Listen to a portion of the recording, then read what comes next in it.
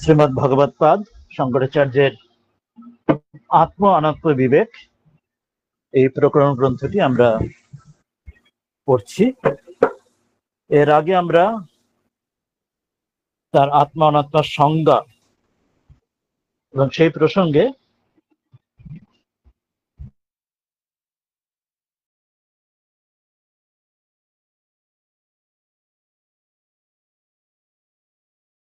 জাগ্রত স্বপ্ন শেষের অতীত এবং সূক্ষ্ম স্থূল শরীর এগুলি ডন এই বিষয়ে তার সঙ্গে এবং তার যে ভাগ সেগুলি পড়া হয়েছে।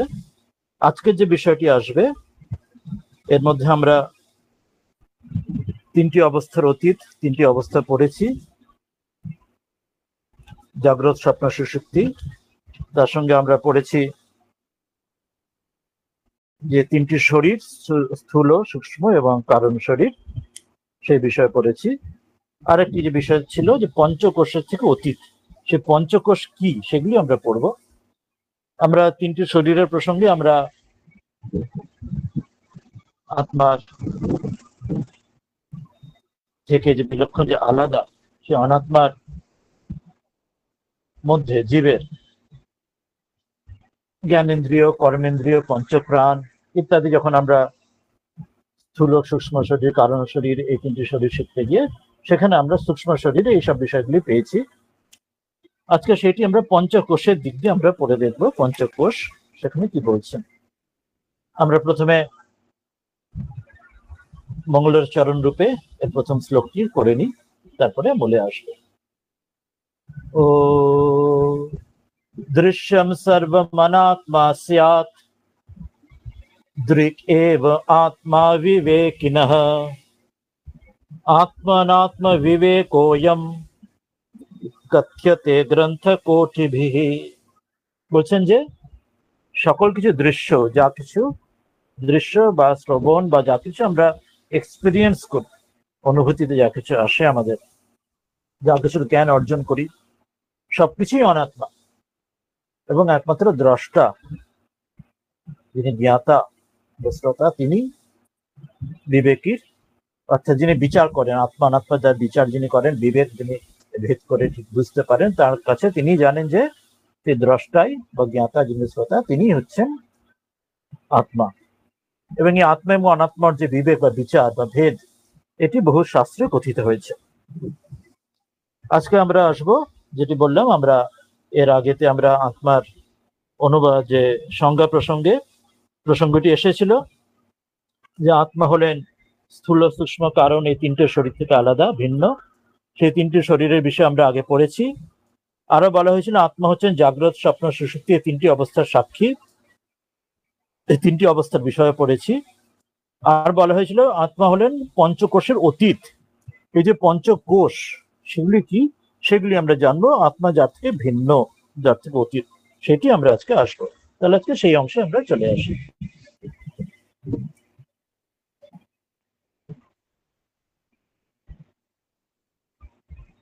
সেই জায়গাটা আমরা আগে বার করি যেখানটা আত্মার এই কথা বলা হচ্ছে, তারপরে আমরা আসবো।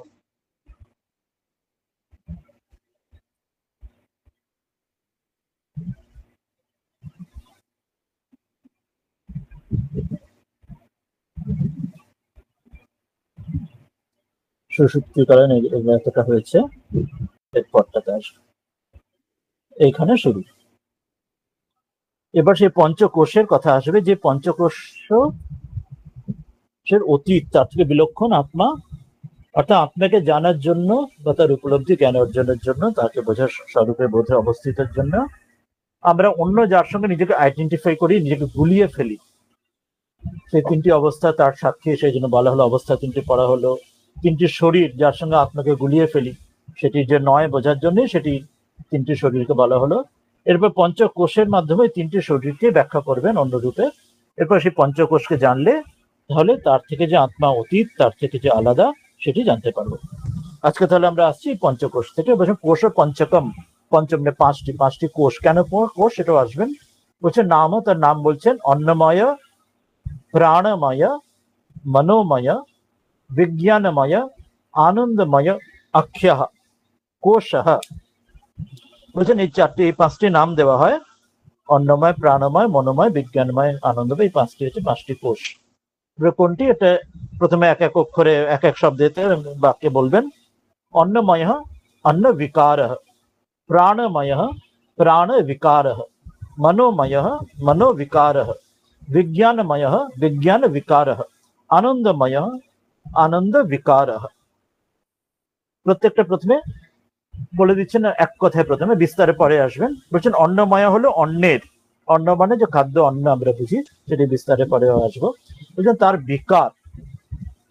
এরপর প্রাণময়, সেইভাবে বলছেন প্রাণময় কোষ হলো প্রাণের বিকার, প্রাণ শক্তি পঞ্চ প্রাণের কথা আমরা আগেই পড়লাম। মনোময় হলো মনোবিকার, আমরা অন্তঃকরণের প্রশ্নে, অন্তরিন্দ্রিয় প্রশ্নে মনের কথা এসেছিলাম, এখানে মনের বিকার। বিজ্ঞানময় বলছেন বিজ্ঞান, বিজ্ঞানের অর্থ কি সেটা আমরা পরে আসছি। এরপর আনন্দময় বলবেন আনন্দের বিকার। অর্থাৎ পাঁচটি কোষই বলছেন যে শব্দ দিয়ে যে কোষগুলির নাম তৈরি হয়েছে, সে যে শব্দগুলি বলা হচ্ছে, অন্ন, প্রাণ, বিজ্ঞান, মন, আনন্দ, সবগুলির বিকার, অর্থাৎ সবগুলির যে মূল যে তার যে স্থিতি, সেখান থেকে সে কোনোভাবে যেন বিচ্যুত হচ্ছে, সেই জন্য পরিবর্তিত যেন হচ্ছে, মূল স্থিতিতে অবস্থান করছে না, সেই পরিবর্তিত যেন অবস্থানটিকে, তাকে এই এক একটি কোষ বলা হচ্ছে, অন্নময়, প্রাণময় ইত্যাদি করে পাঁচটি কোষ বলা হলো। প্রথমে এটি শুধু সংক্ষেপে বললেন, এরপর বিস্তারে যখন আসবো তখন এক এক করে বোঝা যাবে ঠিক কি বোঝাতে চাইছেন। আমরা এক এক করে প্রথমে শুরু করি অন্নময় থেকে। এটি তো আমরা পড়লাম, অন্নময় কোষ, পাঁচটি কোষ এবং প্রত্যেকটি বিকার এক একটি করে বললেন। অন্ন, প্রাণ, মন, বিজ্ঞান, আনন্দ বিকার হলো পাঁচটি কোষ। প্রথমে অন্নময় দিয়ে আমরা শুরু করব। প্রথম বলছেন অন্নময় কোষ নাম স্থূল শরীরম। এরপর এখানে প্যারালাল অর্থে আমরা কিন্তু প্যারালাল নিচ্ছি, অর্থাৎ ওখানে যে তিনটি শরীর বলা হয়েছিল আর এখানে পাঁচটি কোষ বলা হচ্ছে, তাহলে পাঁচটি কোষ এবং তিনটি শরীর কি করে মেলাবো, কোনটা কার সঙ্গে মেলাবো? তো এখানে প্রথমটাতে বলে দিচ্ছেন যে স্থূল শরীর যেটি বলা হয়েছিল তিনটি শরীরের মধ্যে, আর এখানে পাঁচটি কোষের মধ্যে যে অন্নময় কোষ বলা হলো, বলছেন সেটিরই অপর নাম, অর্থাৎ ইজিক্যাল টু, দুটো জানা আমরা অঙ্কের ভাষায় বললে দুটোই সেম, এ ইজিক্যাল টু বি যেমন বলা হয়, তো সেরকম অন্নময় কোষ যাহা যাহা 52 তাহা 53 যেমন কথার কথা বলি, তা সেটাও এখানে বলা হচ্ছে যে আসলে যাকে অন্নময় কোষ বলা হয় তাকে স্থূল শরীর বলা হয়। স্থূল শরীরটা হচ্ছে একটা ওয়ে অফ তাকে ডিভাইড করা বা তাকে ব্যাখ্যা করা, আর কোষের মাধ্যমে আর একভাবে ব্যাখ্যা করা। যেমন আমাদের অঙ্কে হয় না, মেট্রিক সিস্টেম হয়, বিভিন্ন ওজন, যেমন কেজিতে ওজন করা হয়, আবার পাউন্ডে ওজন করা হয়, আমাদের মিটারে দূরত্ব মাপা যায়, ফুটে দূরত্ব মাপা যায়। এবার প্রত্যেকটার মধ্যে রিলেশনশিপ থাকে, কত মিটারে কত গজ, ফুট ইত্যাদি হয়। অর্থাৎ দুটো রকম সিস্টেম, মাপার সিস্টেম, তার মধ্যে ওই তিনটি শরীরের একটা হিসাব করার একটা অনাত্মার সিস্টেম ছিল, আর এই পাঁচটি কোষে আর একটা সিস্টেম হিসাব করার। এবার দুটোকে প্যারালাল বোঝানোর জন্য, যাতে কোনটা কোনটার সঙ্গে মিলছে, নাহলে আমাদের গুলিয়ে যাবে যে দুটো সিস্টেমের মধ্যে সম্পর্কটা কি। সম্পর্ক এখানে বুঝিয়ে দিচ্ছেন, অন্নময় কোষ এবং স্থূল শরীর দুটো একই। তাহলে আর বাকি দুটো শরীর রইলো, সূক্ষ্ম শরীর এবং কারণ শরীর, আর বাকি চারটে কোষ পড়ে রইলো। তাহলে পরে যখন অন্য কোষগুলো পড়বো তখন দেখবো সেগুলি কোন শরীরের মধ্যে ফিট করবে, ম্যাচ করে বা তার মধ্যে আসে। এখানে স্থূল শরীর অন্নময় কোষ বলা হলো, এবং প্রথম বলছেন যে সেটা কিভাবে সেটা বলা হচ্ছে, সেটা ব্যাখ্যা করবেন যে কিভাবে সেটি অন্নময় কোষকে স্থূল শরীর কি করে বলা হচ্ছে।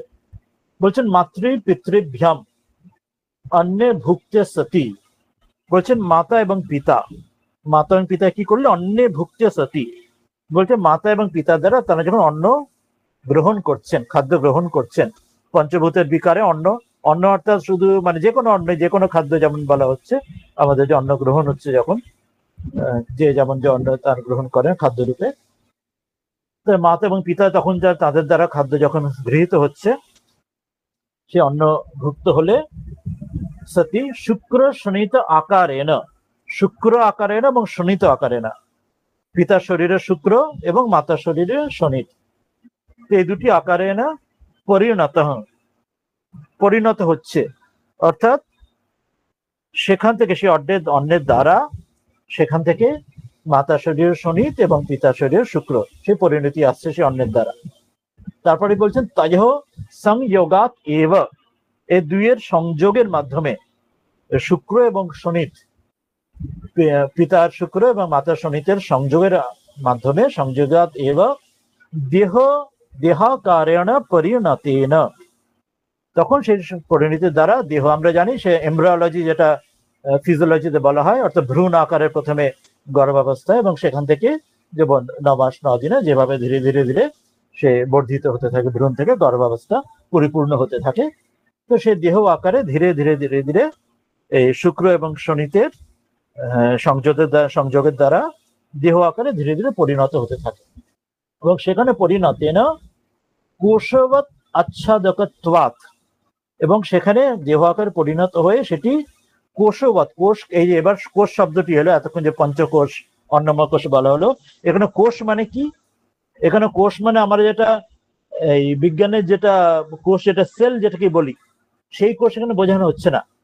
এখানে একটা সিমিলি দিয়ে উদাহরণ দেওয়া হচ্ছে, সিম্বলজি ব্যবহার করা হচ্ছে। কোষ মানে যেটাই আমরা জানি, যেটা যেমন তরবারিকে একটা কোষের মধ্যে যেমন রাখা হয়, বা সেই যেমন অনেক মায়ের মন্দিরে, কালী মন্দিরে যে খড়গগুলি অনেক কোষের মধ্যে একটা খাপের মধ্যে একটা ঢুকিয়ে রাখা যায় এগুলি, অর্থাৎ সেটি যদি বাইরে থাকে তরবারি বা খড়গ ইত্যাদি, তাহলে সেই তার যে ধারালো জায়গাটাতে যে কোনো সময় হাত পা কেটে যেতে পারে, সেই জন্য একটি চামড়ার কোষ বা অন্য কোনো কোষের মধ্যে সেটি রাখা হয়, তাহলে সেটা আড়ালে থাকে এবং সেটার দ্বারা মানে সঙ্গে সঙ্গে কোনো ওই ধার দিয়ে কোনো ক্ষতি বা ছেদ হতে পারে না। তো সেই রকম বলছেন কোষবৎ আচ্ছাদকত্বাৎ, ঠিক যেমন তরবেরি বা খড়গকে একটা ওইরকম একটা তার ঢাকনার মধ্যে যে ঢুকিয়ে রাখা হয়, তার ফলে সেটা ঢাকা পড়ে যায়, মূল যে তরবারি বা ওই খড়গ ঢাকা পড়ে যায়, ঠিক সেইভাবে কোষবৎ সেইরকম কোষের মতো, সেই কোষ বলা হচ্ছে, এটা কিন্তু বায়োলজি সেল বলা হচ্ছে না। তার দ্বারা কোষবৎ আচ্ছাদকত্বাৎ, কোষের দ্বারা সেই রকম কোষের মতো সেটি আচ্ছাদক হওয়ায় সেটা ঢেকে রাখে, সেই জন্য কোষ ইতি উচ্চতে, অর্থাৎ যেন আত্মাকে যেন এইরকম একটা শরীর রূপে এবং একটা দেহ রূপে একটি কোষের দ্বারা, শরীরটা কিভাবে তৈরি হলো সেটি বললেন, মাতা পিতা শুক্র শনিতে সংযোগের দ্বারা দেহ আকারে পরিণত হয়ে সেটি আত্মাকে যেন কোষের মতো এরকম তরবারি খাপের মতো করে যেন ঢেকে রাখছে, সেটা যেন তার আড়ালে রয়ে গেল। যেমন ঢেকে রাখলে তরবারি যেমন ডাইরেক্ট দেখা যায় না বা ডাইরেক্ট তাকে তারাতে আঘাত হয় না, সেই রকম। এরপরে বলছেন অন্য বিকারত্বে সতি আত্মানাম আচ্ছাদয়তি, বলছেন যে অন্যের বিকার হবে। আমরা আগেই বললাম যে এই যখন এর আগের শ্লোকটি পড়েছিলাম কি বলা হয়েছিল, যে অন্নময় কোষ হলো অন্যের বিকার, এইভাবে বলা হয়েছিল, মনোময় কোষ মনের বিকার ইত্যাদি বলা হয়েছিল। এবার সেই অন্নময় কোষ যে অন্যের বিকার, সেই শব্দটি এখানে বোঝাচ্ছেন। কি বলছেন না, অন্ন বিকারত্বে সতি আত্মানাম আচ্ছাদয়তি, বলছেন যে অন্যের বিকার হওয়ায়, অন্ন অর্থাৎ পঞ্চভূতের দ্বারা এই যে অন্নরূপ খাদ্য যেটি, তার বিকার হওয়ার ফলে সেটি আত্মাকে আচ্ছাদিত করে, আত্মাকে যেন ঢেকে রাখছে।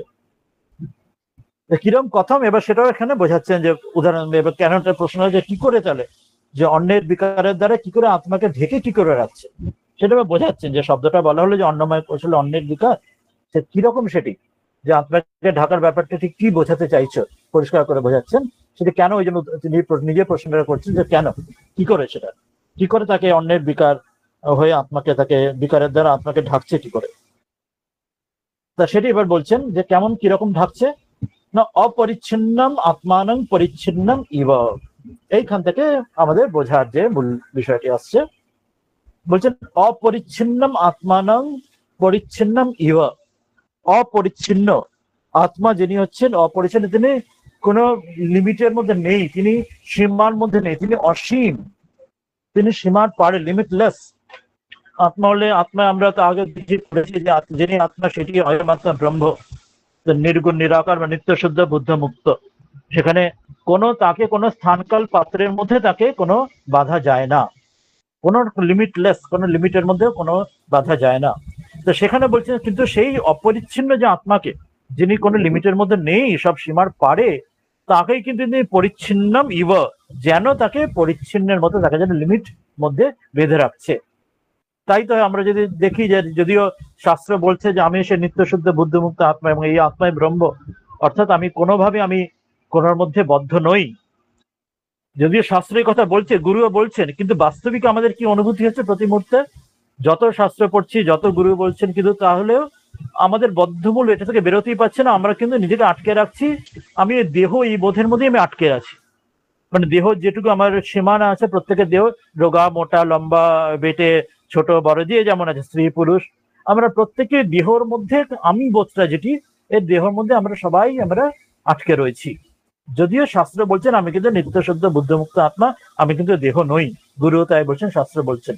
কিন্তু উল্টো প্র্যাকটিক্যালি আমরা প্রত্যেকে অনুভব ঠিক উল্টোটা করছি, যে লিমিটলেস, যে গুরু জায়গায় বলছেন যে অসীম আত্মাকে আমরা সবাই লিমিটেড ভাবি, পরিচ্ছিন্ন হিসেবেই আমরা নিজেকে দেহরূপে আমাকে লিমিট করে ফেলছি। এই জন্য এটা তো প্রত্যেকের এটা প্রত্যক্ষ অনুভূতিতে আছে। শাস্ত্র একরকম বলছে, গুরু একরকম, সেরকম গুরু আর শাস্ত্র যা বলছেন, কিন্তু আমার প্রত্যক্ষ অনুভূতি একদম তার বিপরীত। শাস্ত্র বলছেন আমি অপরিচ্ছিন্ন, আমি লিমিটলেস, আমি অসীম, কিন্তু প্রত্যেকের প্রত্যক্ষ অনুভূতি হচ্ছে, বা গুরুও তাই বলছেন, আমার অনুভূতি তাই হচ্ছে যে আমি লিমিটেড, আমি দেহ প্রমাণ সীমিত। এটা প্রত্যক্ষ অনুভূতি, সেটাই বলছেন যে এই অন্যের বিকারের দ্বারা অন্য এমন ভাবে আমাকে যেন বেঁধে ফেলছে বা ঢেকে ফেলছে, যে আমি সেই যে নিত্য শুদ্ধ বুদ্ধিমুক্ত অসীম যে অনন্ত আমি আত্মা, সে আমি আমাকে নিজেকে ক্ষুদ্র, যতটা অন্যের যেটা পরিসীমা, যতটা শরীর যেমন, সেটা ততটা পরিমাপ করে আমি নিজেকে ভেবে নিচ্ছি। কি অদ্ভুত ব্যাপার। এরপর বলছেন জন্মাদি স্বরভাব বিকার রহিতম আত্মানং জন্মাদি স্বরভাবন্তম ইব। স্বর বিকার যেটি আগে আমরা পড়েছি, বলা হয়েছে যে প্রত্যেক জগতে সবকিছুর মধ্যে এই 6টি বিকার হয়। কি হয় না, জায়তে অস্তি পরিবর্ধতে বিপরিণামতে অপক্ষীয়তে নশ্যতি। জগতের সবকিছুর মধ্যে এই 6টি, এই পরিণতি, এটি এই চেঞ্জ, এই বিকার ঘটতে থাকে, সেটা এক থাকে না। কিরকম না, জন্ম হয় তাহলে তবে অস্তিত্ব এলেও, আর সে পরিবর্তে বড় হতে থাকলে, চেঞ্জ হলে বিপরিণামতে, ব্যাঙাচি থেকে ব্যাঙ হওয়ার মতো, বা সেই ইয়ে থেকে প্রজাপতি হওয়ার মতো, যেমন শুঁয়োপোকা থেকে। এরপর অপক্ষী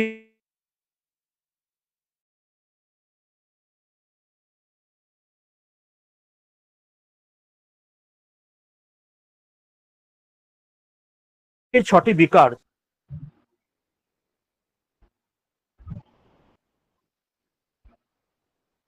সব জায়গায় আমরা ভেদ দেখতে পাচ্ছি জগতের মধ্যে।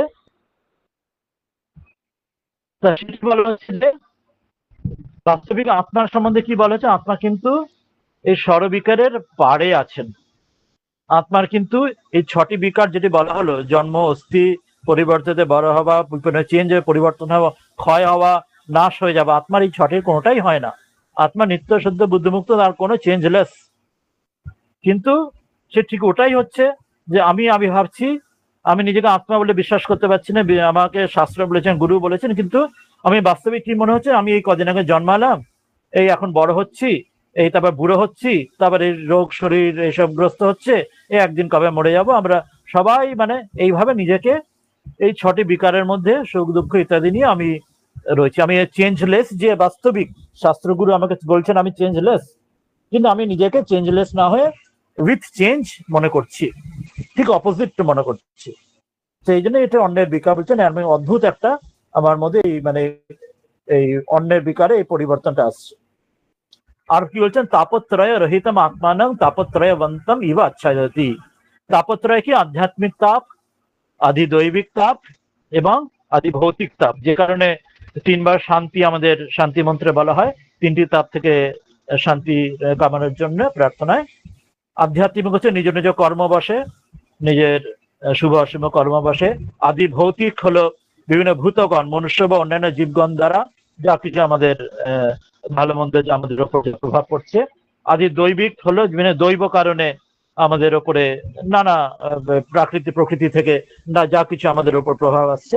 এটার যে তাপ, এটা থেকে আমরা জ্বালা যন্ত্রণা যা পাচ্ছি আমরা, সুখ সবাই পাই, কিন্তু তার সঙ্গে দুঃখ সবাই পাই, বা সুখের চেয়ে দুঃখই হয়তো বেশি পাই। সেই জন্য দুঃখটা বেশি মনে পড়ে, সেটি জ্বালা দেয়। সুখটা কাউকে জ্বালা দেয় না, সবাই সুখ বেশি চায়, দুঃখ সবাই অ্যাভয়েড করতে চায়। সেই জন্য তাপত্রয়টা, সেটি যাতে অ্যাভয়েড করতে চায়, সেই তাপত্রয়ের কথা বলা হচ্ছে। যে বাস্তবিক আমি সচ্চিত আনন্দ, যে আমি absolute bliss, absolute existence, absolute knowledge, শাস্ত্র গুরু বলছেন। কিন্তু আমি তাপত্রয় দ্বারা বারবার তাপিত হচ্ছি, নিজের কর্মের দ্বারা অপর জীবগণের দ্বারা এবং প্রকৃতির নানা কারণের দ্বারা। তো বলছেন আত্মা কিন্তু এর থেকে পারে, তাপত্রয় রহিত সচ্চিত আনন্দ আত্মা, কিন্তু সেই আত্মাকে আমি তাপত্রয় বানতাম ইবা আচ্ছা দেয়তি, আমি এই তাপত্রয়ের মধ্যে হাবুডুবু খাচ্ছি, জ্বলে পুড়ে মরছি আধ্যাত্মিক আদি দৈবিক আদি ভৌতিক তাপের দ্বারা। তো সেখানেও তাই আমি বাস্তবিক যা শাস্ত্রগুরু বলছেন, কিন্তু প্রত্যক্ষভাবে আমার ঠিক অপোজিটটা অনুভূতি হচ্ছে, আমার তিনটে তাপ থেকে আমি কষ্ট পাচ্ছি। তো সেই জন্য বলছেন অন্যের বিকারের দ্বারা এমন বিপরীত যে সমস্যাটি আমাকে তৈরি করে দিচ্ছে, আমার বিপরীত বিশ্বাস আমার মধ্যে এমন অনুভূতি জন্মাচ্ছে। যথা কোষ, এখানে আবার একটু প্রিন্টিং মিস্টেক হয়ে গেছে, যশ কোষ খর্গম আচ্ছাদয়তি, এটা খর্গ হবে, যেমন তরবারি বলেছিলাম খর্গ, যেমন ওই বলেছিলাম মায়ের কালী মন্দিরে মায়ের খাড়া খড়গ থাকে, তো যেরকম তরবারিকে যেমন খাপের মধ্যে রাখা হয়, তেমনি সেই খড়গ খাড়াকেও অনেক জায়গায় খাপের মধ্যে রেখে দেওয়া যায় মন্দিরে। তো যথা তুষ, এখানে আবার একটু ভুল আছে, স্পেলিং মিস্টেক আছে, যথা তুষ তন্ডুলম আচ্ছাদয়তি, তন্ডুলম আচ্ছাদয়তি, তুষ তন্ডুলম মানে যেরকম চাল বা আমরা ধান জানি, তার ভেতরে চাল থাকে, উপরে তার চাল ধানের উপরে যে চালের উপরে যে কভারিং থাকে, সেই কভারিং সে সরালে, ধানের শীষ সরালে ভেতরে চালকে পাওয়া যায়। তো সেরকম আর কি, যথা গর্ভ সন্তানম আবরতি, যেমন সন্তানও গর্ভের মধ্যে থাকেন, যে তথা সেই রকমই আত্মানাম আবরতি, সেরকম আত্মাকেও তিনি ঢেকে রাখছেন যেন, অর্থাৎ অন্নময় কোষে বিকারে 3 রকম ভাবে ঢাকছেন যেন বলছেন। 3টে উদাহরণ কেন দিচ্ছেন? সাত্ত্বিক ঢাকা, রাজসিক ঢাকা, তামসিক ঢাকা। সাত্ত্বিক ঢাকা কোনটা? আমরা গীতাতে সত্য রজ তমগুণের কথা বলেছি, যে তমতে যেন আলস্য, রাজতে চঞ্চলতা এবং সত্যতে তার যে ব্যালেন্স। এখানে যত কোষ খড়গম আচ্ছাদে, যেন খড়গ বা তরবারি সেখান থেকে যদি আমরা খুলি, তরবারি যদি আমরা কোষ থেকে আমরা কোষটা সরিয়ে দিই, তরবারি বা খড়গ যদি আমরা খুলে বার করি, সেই খড়গ বা তরবারির সঙ্গে সঙ্গে ব্যবহারে আসতে পারে, অর্থাৎ খড়গের যে প্রয়োগ বা তরবারির প্রয়োগ, সেই কোষটা আমাদের সেই খাপটা খুললেই আমরা সঙ্গে সঙ্গে ব্যবহারে আনতে পারি, অর্থাৎ সেখানে যেন ঢাকনাটা যেন খুব ক্ষীণ, ওই জন্য সাত্ত্বিক, সেখানে যেন আড়ালটা যেন আবরণটা যেন সাত্ত্বিক, ওটা খুব সহজে সেটা সরিয়ে দেওয়া যায়, খুব ক্ষীণ তার আড়ালটা, ওটা সরালেই তার যে স্বরূপটা প্রকাশিত হয়ে পড়ে, এবং যে যেমন তরবারি বা খড়গ দিয়ে তার যে যা করা হয়, সেটা কিছু মারতে হলে তার যে ধার, সেটা প্রয়োগ করা যায়, ওটা খুলে দিলেই, ঢাকনাটা খুলে দিলে সঙ্গে সঙ্গে, অর্থাৎ এর মধ্যে আবরণটা খুব সামান্য আছে, ওই জন্য সাত্ত্বিক যেন এখানে আবরণটি। দ্বিতীয় আবরণটি যথা তুষ তন্ডুলম আচ্ছাদয়তি, যেমন ধানের শীষের মধ্যে যেমন ধান চাল যেরকম থাকে, সেখানে আড়ালটা একটু বেশি, সেজন্য রাজস্বিক বলা হচ্ছে, আরো বেশি ঢাকা আছে। কেন না? তরবারিটাকে যত সহজে খুলে নেওয়া যায়, 1 নম্বর, যে তরবারি বা ওই খড়গ থেকে ইজিলি এটা খুলে নেওয়া যায়, এক টানেই সেটাকে বার করে নেওয়া যায় সঙ্গে সঙ্গে, তরবারি বা খড়গ এই কোষ বা ঢাকনা থেকে।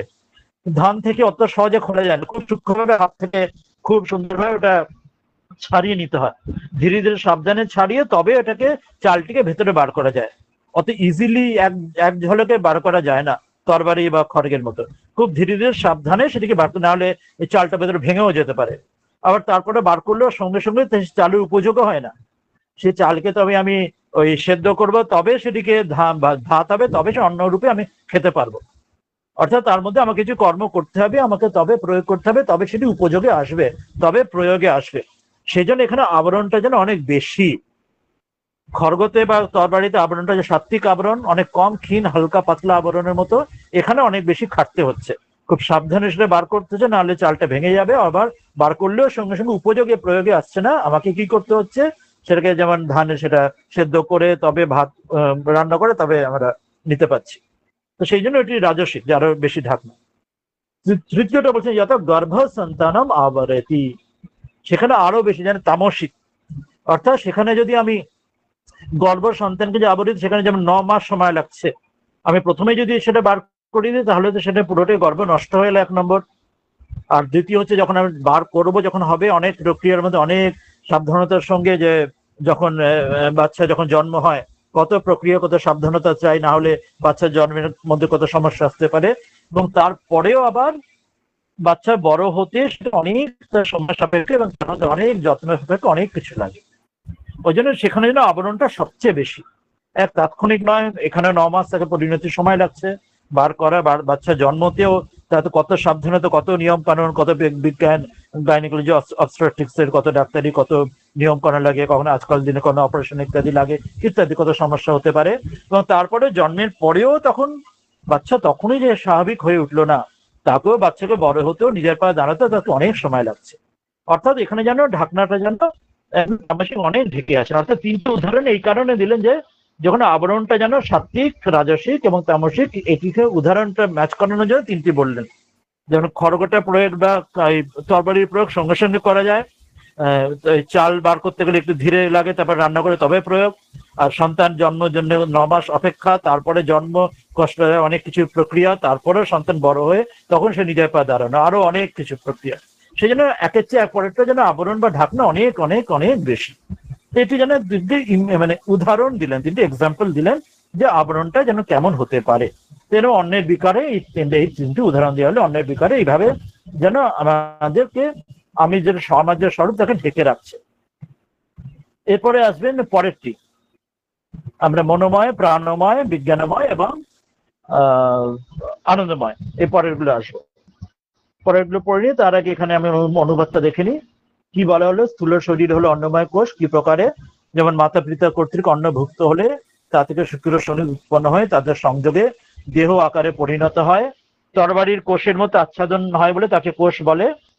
অন্যের বিকার হওয়ায় তা আত্মাকে আচ্ছাদিত করে। কিভাবে করে না, অপরিচ্ছিন্ন আত্মাকে, মানে আনলিমিটেডকে পরিচ্ছন্ন লিমিটেডের ন্যায় জন্মাদি 6 বিকার রহিত যে আত্মা, তাকে জন্মাদি 6 বিকার বিশিষ্টের মতো তাপত্রয় রহিত আত্মাকে তাপত্রয় বিশিষ্টের মতো আচ্ছাদিত করে। যেরূপ এই খড়গ কোষের দ্বারা আচ্ছাদিত হয়, যেরূপ তুষের দ্বারা তন্ডুল চাল আচ্ছাদিত হয়, যেরূপ জরায়ুর দ্বারা গর্ভস্থ সন্তান আচ্ছাদিত হয়, সেরূপ আত্মাকে আচ্ছাদিত করে। তাহলে এটি হলো। এরপরে আমরা পরেরটিতে আসবো, প্রাণময় কোষে আসবো। এর মধ্যে যদি কোনো প্রশ্ন আলোচনা থাকে তাহলে সেটা করে নিতে পারি, আর না হলে পরেরটিতে আমরা চলে যাব। কেউ যদি কোনো প্রশ্ন আলোচনা করতে চান চলে আসবে এখনই, না হলে পরেরটিতে যাবো। হ্যাঁ বলুন। কেউ মহারাজ যদি এটা প্রশ্ন করতেন বলুন। মহারাজ আমি এই জায়গাটা একটু ক্লিয়ার হতে চাই। এই যে যেটা আপনি সাত্ত্বিক, তামসিক আর রাজসিক, যে এই যে 3টে এক্সাম্পল দেওয়া আছে, এই জায়গাটা কেন সাত্ত্বিক হচ্ছে, কেন রাজসিক আর কেন তামসিক হিসেবে এক্সাম্পলটা হচ্ছে, এই জায়গাটা হ্যাঁ মানে সহজে খোলা যায় বলেই কি সাত্ত্বিক? তাহলে এই জায়গাটাতে মানে সিমিলারিটিটা আমি জানতে চাইছি যে কিসের সঙ্গে সাত্ত্বিক, কেন এটা এই জায়গাটা খোলা, সহজে খোলা, সহজে যেটা হচ্ছে না তার সঙ্গে রাজসিক আর তামসিক। হ্যাঁ হ্যাঁ, প্রক্রিয়া সহজতা বা অর্থাৎ আমাদের উপলব্ধির সহজতা, আমাদের নিজের স্বরূপ, নিজেকে স্বরূপের স্থিতি যেটা সহজ যেখানে হচ্ছে বা সেখানে কঠিন হচ্ছে, সেটার সঙ্গে তুলনা করছেন। বাস্তবিক ওই চালের বা তরবারি বা গর্ভস্থ সন্তান তাদের সঙ্গে তুলনা করছেন না। যেমন বলা হয় কেউ বাঘের মতো তেজিয়ান, মানে তার যে বাঘের মতো গোঁফ থাকবে বা বাঘের মতো ল্যাজ থাকবে তা তো নয়। বাঘের মতো তার যে মানে তেজস্বিতা, ভ্যালর, সেইটাকে তুলনা করা হয়। বাঘের ল্যাজ বা বাঘের গোফকে এক্সাম্পল দিয়ে বোঝানো হয় না। এখানেও তাই, এখানে বাস্তবিক কোনো ওই চাল বা গর্ভের সন্তান বা তরবারিকে উদাহরণ হিসেবে নেওয়া হচ্ছে না, এটা এক্সাম্পল দেওয়া হচ্ছে যে আত্মাকে কিভাবে ঢেকে রাখছেন অন্নময় কোষ, যে জন্য আমরা স্বরূপ থেকে চ্যুত হচ্ছি, নিজেকে নিত্য শুদ্ধ বুদ্ধমুক্ত সচ্চিদানন্দ না ভেবে নিজেকে ওই তাপত্রয় বিশিষ্ট জন্মাদি, যেটি বলা হলো আগে লিমিটেড, নিজেকে দেহ কেন ভাবছি, নিজেকে আসল স্বরূপটা না ভেবে। সেটি 3 ভাবে বলছেন, যে একটাতে যেন আমার আবরণটা যেন আমার মধ্যে অজ্ঞান যেন অনেক বেশি একটাতে, আর একটাতে অজ্ঞান খুব হালকা, আর একটাতে অজ্ঞানটা মিডিয়াম, মানে একটাতে চেষ্টা করলে খুব সহজে, অর্থাৎ আমি যেন লক্ষ্যের অনেক কাছে পৌঁছে গেছি, আমার উপলব্ধির আত্মা সাক্ষাৎকার অনেক কাছে যদি পৌঁছে যায়, তখন আর সামান্য একটু, যেমন ঠাকুরের উদাহরণ দিচ্ছেন শ্রীরামকৃষ্ণ, সেই যখন বড় লোকের সেই তিনি যদি তার জমিদার যদি তার কোনো প্রজার বাড়িতে আসতে চান, তার আগে তিনি তার ওই অরুণোদয়, সূর্য ওঠার আগে আকাশ লাল হয়ে আসে, বা তিনি তার বাড়িতে সোফা কম্বল সব পাঠিয়ে দেন লোক লস্কর, তখন সবাই জানে যে বড়বাবু তার কাছে আসবে। অর্থাৎ যখন এগিয়ে আসছি আমরা সাক্ষাৎকার আত্মসাক্ষাৎকার অনেক আধ্যাত্মিক পথে এগিয়ে গেলাম, তখন বাধাটা নিজের মধ্যে, যেমন ঠাকুর বলছেন সেই যে যখন উপলব্ধি হয় যে সেই ঝুনো নারকেল, প্রথম যে নারকেল হয় সেটা দেখে ওই মানে ভেতরটা আর আলাদা মিশে থাকে, কিন্তু ঝুনো নারকেল গুলো হলে যেন সেখানে খোল আলাদা বাইরেটা আলাদা, সেখানে নাড়ালে যেন বোঝা যায়। অর্থাৎ সে যেন তার সাধনে, আধ্যাত্মিক সাধনে অনেকটা এগিয়ে গেছে, সে যেন দরজা করা নাড়ছে। অর্থাৎ আমরা সেই কুণ্ডলিনীর যে ওই ষটচক্র ভেদের কথা বললে আমরা বলতে পারি যে তিনি অনেক ঊর্ধ্ব, যে তিনি চক্রে উঠেছেন, সেখানে ঈশ্বরের পথে অনেক দূর এগিয়ে গেছেন।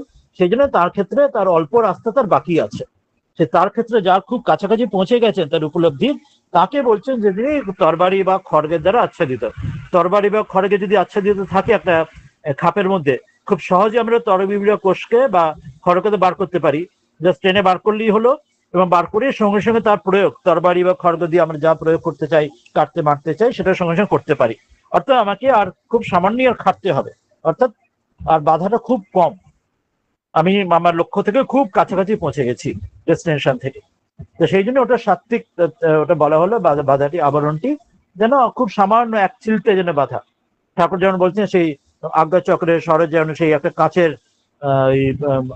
আড়ালে যেমন আলো রয়েছে, যেন কাঁচটাকে যেন দেখতে পাচ্ছি, যেন ছুঁতে পাচ্ছি, কিন্তু ছুঁতে পাচ্ছি না, ওই কিন্তু সামান্য আড়াল, কিন্তু ট্রান্সপারেন্ট যেন কাঁচটা ভালো আলোটা দেখতে পাচ্ছি। তো সেই জন্য সামান্য যেন দূরত্ব রয়েছে, খুব অল্পই পথ আর বাকি আছে চলা। এরপর যে আরো একটু বেশি দূরত্ব এখনো রয়েছে, এখনো অনেকটা পথ চলা আছে বাকি, সেটি বলছেন যে ওই চালকে যেমন ধানের শীষের মধ্যে যেমন থাকে, তো ধানের শীষের থেকে যেমন চাল বার করতে গেলে একটা খুব সাবধানে বার করতে হবে। তরবারি যেন খুব তুলনামূলকভাবে অনেক সহজে বার করে না, এক টানলে ধরলে তার খাপটা থাকে, খাপটা ধরে টেনে বার করলেই তরবারি বা খড়গ সঙ্গে সঙ্গে বেরিয়ে আসবে। কিন্তু যখন এই তুষের মধ্যে যখন মধ্যে চাল যখন থাকে, তন্ডুল যখন থাকে, তখন অত সহজে বার করে যায় না, খুব সাবধানে তাকে ছাড়াতে হয়। ধানটা সাবধানে ছাড়িয়ে তবে তুষটা ছাড়ালে ভেতরে চালটি বেরোয়। ঠিক কথা সারানোতে পারলে ভেতরে ধানটা জোড়াবাস্তি করতে গেলে ধানটা ভেঙেও যেতে পারে, ঠিক ছাড়ানো না হতে পারে। আবার ছাড়ানোর পরেও সঙ্গে সঙ্গে তার প্রয়োগ হচ্ছে না, মানে অর্থাৎ ধানের যে প্রয়োগ, অর্থাৎ সেটা যদি আমাদের পুষ্টি হবে, অন্যরূপে খাবো বলে, তার জন্য আমাকে রান্না করতে হবে, সেদ্ধ করতে হবে, তবে তার প্রয়োগ আসবে, তার প্রয়োজন হবে। যেখানে তরবারি খড়গ কিন্তু বার করলে আমি সঙ্গে সঙ্গে তার প্রয়োগ করতে পারি। ওই জন্য সেখানে অর্থাৎ এখনো অনেকটা পথ চলা বাকি আছে। তো সেটা উদাহরণ দিলেন এই রাজস্বিক যেন এই আচ্ছাদনের জন্য, যেন এই চালটা যেমন ধানের শীষের দ্বারা ঢাকা রয়েছে। আর তৃতীয়টা দিচ্ছেন তামসিক, যেন যেটা আচ্ছাদন যেন বলছেন দূরত্ব, যেন সেটা যখন অনেক পথ চলে, এখন অনেক দূর সবে, যেমন সাধকের ক্ষেত্রে যেমন বলা হয় না, প্রবর্তক, তারপরে সে ইয়ে ওই নানাভাবে আছে, একটা তো বহুদক কুটিচক আছে, এরকম একটা ভাগ করা হয় যে পরহংস পরহংস, এরকম সন্ন্যাসীর ক্ষেত্রে, সাধকের ক্ষেত্রে প্রবর্তক, তারপরে সাধক, সিদ্ধ, সিদ্ধের সিদ্ধ, সহজ, এরকম নানা ভাগ করা হয় নানা ভাবে। এটাও একরকম ভাগ করা হচ্ছে কে কত দূরে। আর জরায়ুদের গর্ভস্থ সন্তান যেন তামসিক, অর্থাৎ সেটি সবচেয়ে দূরে এখনো, তার এখনো অনেক পথ চলা বাকি। ঠিক যেমন গর্ভস্থ সন্তান, যেমন তাকে এক্ষুনি বার করাও যাবে না, এখন বার করলে গর্ভটা নষ্টই যাবে, এখন 9 মাস 9 দিন সময় লাগবে, সেই সময় লাগলো। তারপরে যখন তার জন্মের সময়, প্রসবের সময় তার কত কিছু প্রক্রিয়া চাই, ডাক্তারি সবকিছু ব্যবস্থাপনা ঠিকঠাক হওয়া চাই, না হলে সে জন্মের সময় তার ক্ষতি হতে পারে, জন্ম সেখানেও গর্ভ নষ্ট হতে পারে। আর তৃতীয় হলো, তার জন্মের পরেও সঙ্গে সঙ্গে সে নিজের পায়ে দাঁড়ালো না, তারপরেও সে কতদিন সে লাগবে মায়ের স্তন্যপান করে বড় হতে, কত সময় লাগলো। তো সেই জন্য তখন অনেক পথ চলা তার বাকি, সে সবে প্রবর্তকের থাকে রয়েছে যেন, সেই জন্য তাকে তামসিক সেই অর্থে বলা হচ্ছে, সে সবচেয়ে দূরে এখনো, তার তার তার আড়ালটি বা আচ্ছাদনটি সবচেয়ে গভীর, অনেক গভীর আছে, এখন আর অজ্ঞানের মধ্যে রয়েছে। তো এই তিনটি উদাহরণ দেওয়ার জন্য এই তিনটি উদাহরণ নেওয়া হলো। এর সঙ্গে সন্তানের বা জরায়ু বা চাল বা তরবারির কোনো সম্পর্ক নেই, এটা সম্পর্ক নেওয়া হচ্ছে এই প্রক্রিয়াটা, যেটা আমরা ইন্টেন্সিটির উদাহরণ দিলাম, সেই ইন্টেন্সিটি হিসেবে এটা উদাহরণটা নেওয়া হচ্ছে। গর্ভের সন্তান বা জরায়ুর সঙ্গে উদাহরণ নেওয়া হচ্ছে না, এটা ইন্টেন্সিটিকে বোঝানোর জন্য এক্সাম্পল গুলো নেওয়া হলো। ঠিক আছে? হ্যাঁ মহারাজ, খুব ভালো বুঝতে পেরেছি। কিন্তু হ্যাঁ, এই বিকার, বিকার বলতে কি বোঝাচ্ছে?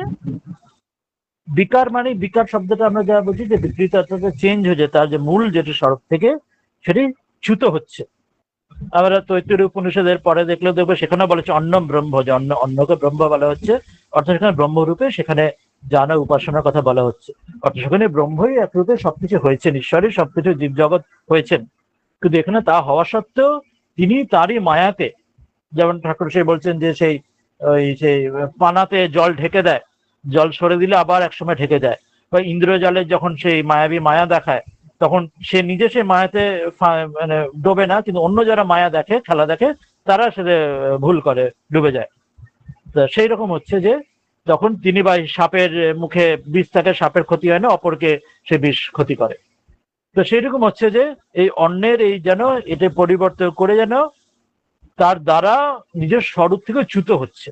বীজ যে আমাদের স্বরূপ, সেখান থেকে অন্যের এই দ্বারা যেন ঢাকার ফলে বা তার উপাধি, এগুলো একটা উপাধি যেন বলা হচ্ছে, তার দ্বারা সে নিজেকে যেন ভুলে যাচ্ছে, নিজের যে স্বরূপ আত্মা, নিত্য শুদ্ধ বুদ্ধ মুক্ত যে আত্মা, সচ্চিদানন্দ স্বরূপ, সে নিজের সচ্চিদ আনন্দের স্বরূপকে নিজে ভুলে যাচ্ছে। আমরা একটা ভ্রান্তির মধ্যে নিজেকে, তার বিপরীত অনুভূতি হচ্ছে প্রত্যক্ষ, সেটা সবারই হচ্ছে আমাদের। আমাকে দেহ বলে আমি ভাবছি নিজেকে, যদিও দেহটি জড় এবং দেহটি আমি নই, সেটি শাস্ত্রগুরু বলছেন, কিন্তু আমরা প্রত্যক্ষ সবাই নিজেকে ওই অন্যের বিকারে যে দেহ তৈরি হলো, কি করে দেহ তৈরি হলো বলাই হলো, শুক্র শনিতে, এটা বায়োলজিতে আমরা জানি।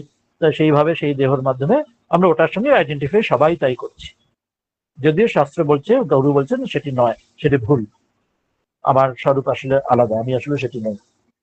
এই জন্যই বলছেন যে এই অন্যের এইভাবে, এর দ্বারা আমাকে এইভাবে যেন আমাকে ভুলিয়ে রাখছে, আমাকে এইভাবে আমাকে ঢেকে রাখছে, আমার সত্যকে ঢেকে রাখছে, আমাকে ভুলিয়ে রাখছে।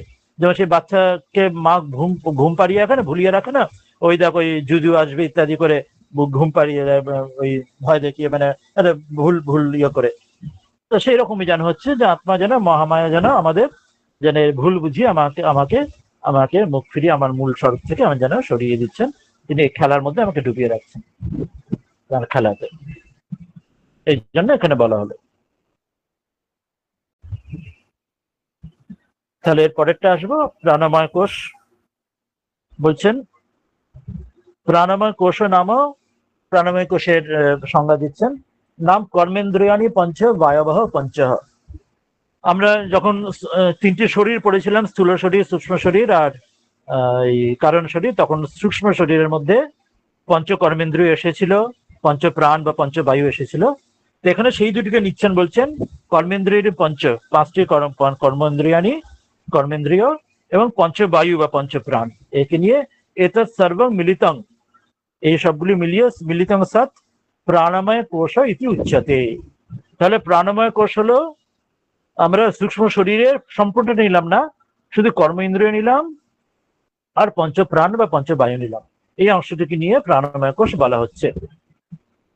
প্রাণ বিকারে সতি, এখানেও তাই প্রাণের বিকারের ফলে কিরম চেঞ্জ হচ্ছে, বক্তৃত্বাদি রহিতম আত্মানং বক্কারম ইব।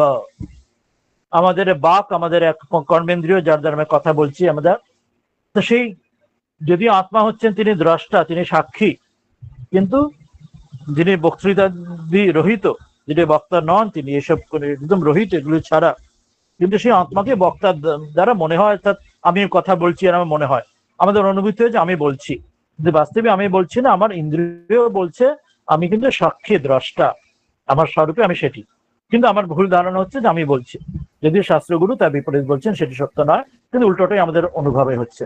দাতৃত্বাদি রহিতম আত্মানং দাতারম ইব, যেমন দাতা বা কিছু দেওয়া, আমাদের হাতের দ্বারা আমরা দান করি, তো সেরকম, তো সেটি আমার কর্মেন্দ্রিয় আমার দান করছে, আমি কিন্তু সাক্ষী দ্রষ্টার উপর রয়েছি, আমি কিন্তু সেটার সঙ্গে যুক্ত নই, আমি শুধু সাক্ষী দ্রষ্টা রয়েছি, আমার উপস্থিতিতে আমার কর্মেন্দ্রিয় দান করছে, কিন্তু আমাদের উল্টো অনুভূতি হয়, আমি দাতৃত্বাদি রহিতম, আমি কিন্তু দাতা নই, কিন্তু আমার উল্টো মনে হয়, আমাদের সবার মনে হয় যে আমি করছি, আমি দান করছি, আমি দিচ্ছি, আমি কথা বলছি, আমার মনে হয়। সেই একইভাবে গমন বিরহিতম আত্মানম, সেখানে পাদও আমাদের কর্মেন্দ্রিয়ের উপরে যে আমাদের পা রয়েছেন, সেটা উদাহরণ নিচ্ছেন, সেখানেও তাই, সেখানে গন্তারম ইব, এখানে একটু স্পেলিং মিস্টেক রয়েছে, গন্তারম ইব, যে আমার আত্মা আসলে নিত্য শুদ্ধ বুদ্ধ মুক্ত, তিনি কিন্তু তার দ্রষ্টা সাক্ষী, আবার কিন্তু আমাদের পা আমাদের চলছে, পা আমাদের এই কর্মেন্দ্রিয় আমাদের হাঁটাচ্ছে, চালাচ্ছে, কিন্তু আমরা মনে করি আমি হাঁটছি, আমি চলছি, বাস্তবিক আমি সাক্ষী দ্রষ্টা, আমি চলছি না, আমার কর্মেন্দ্রিয় সেটি চলছে,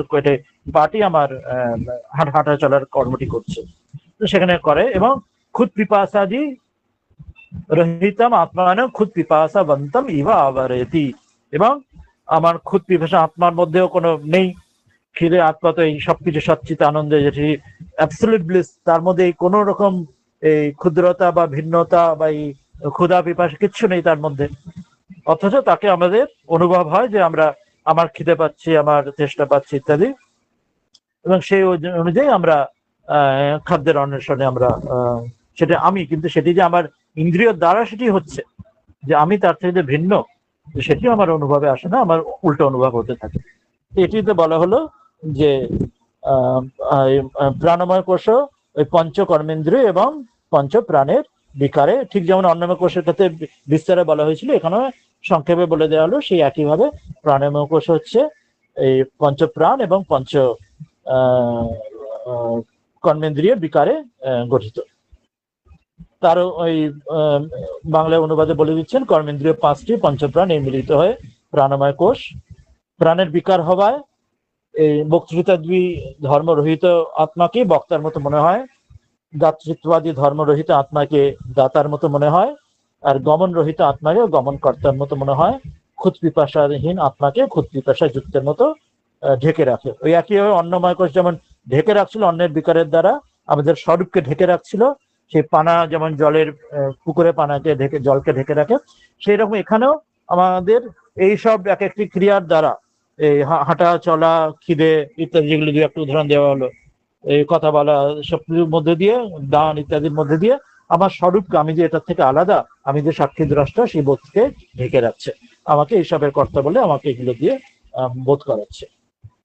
এরপরে মনোময় কোষ আসবে, এটাতে আসবো, কিন্তু আবার এর মধ্যে যদি কোনো প্রশ্ন আলোচনা থাকে নিয়ে নেবো, না হলে আবার পরের কোষে চলে আসবো।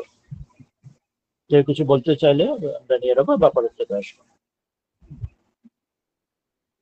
তো এখানে সেই রকমই বলছেন, তাহলে মনোময় কোষে, মনোময় কোষ নাম জ্ঞানেন্দ্রিয়ানি পঞ্চ, প্রাণময় কোষে কি বলা হয়েছিল, কর্মেন্দ্রিয়ানি বলা হয়েছিল।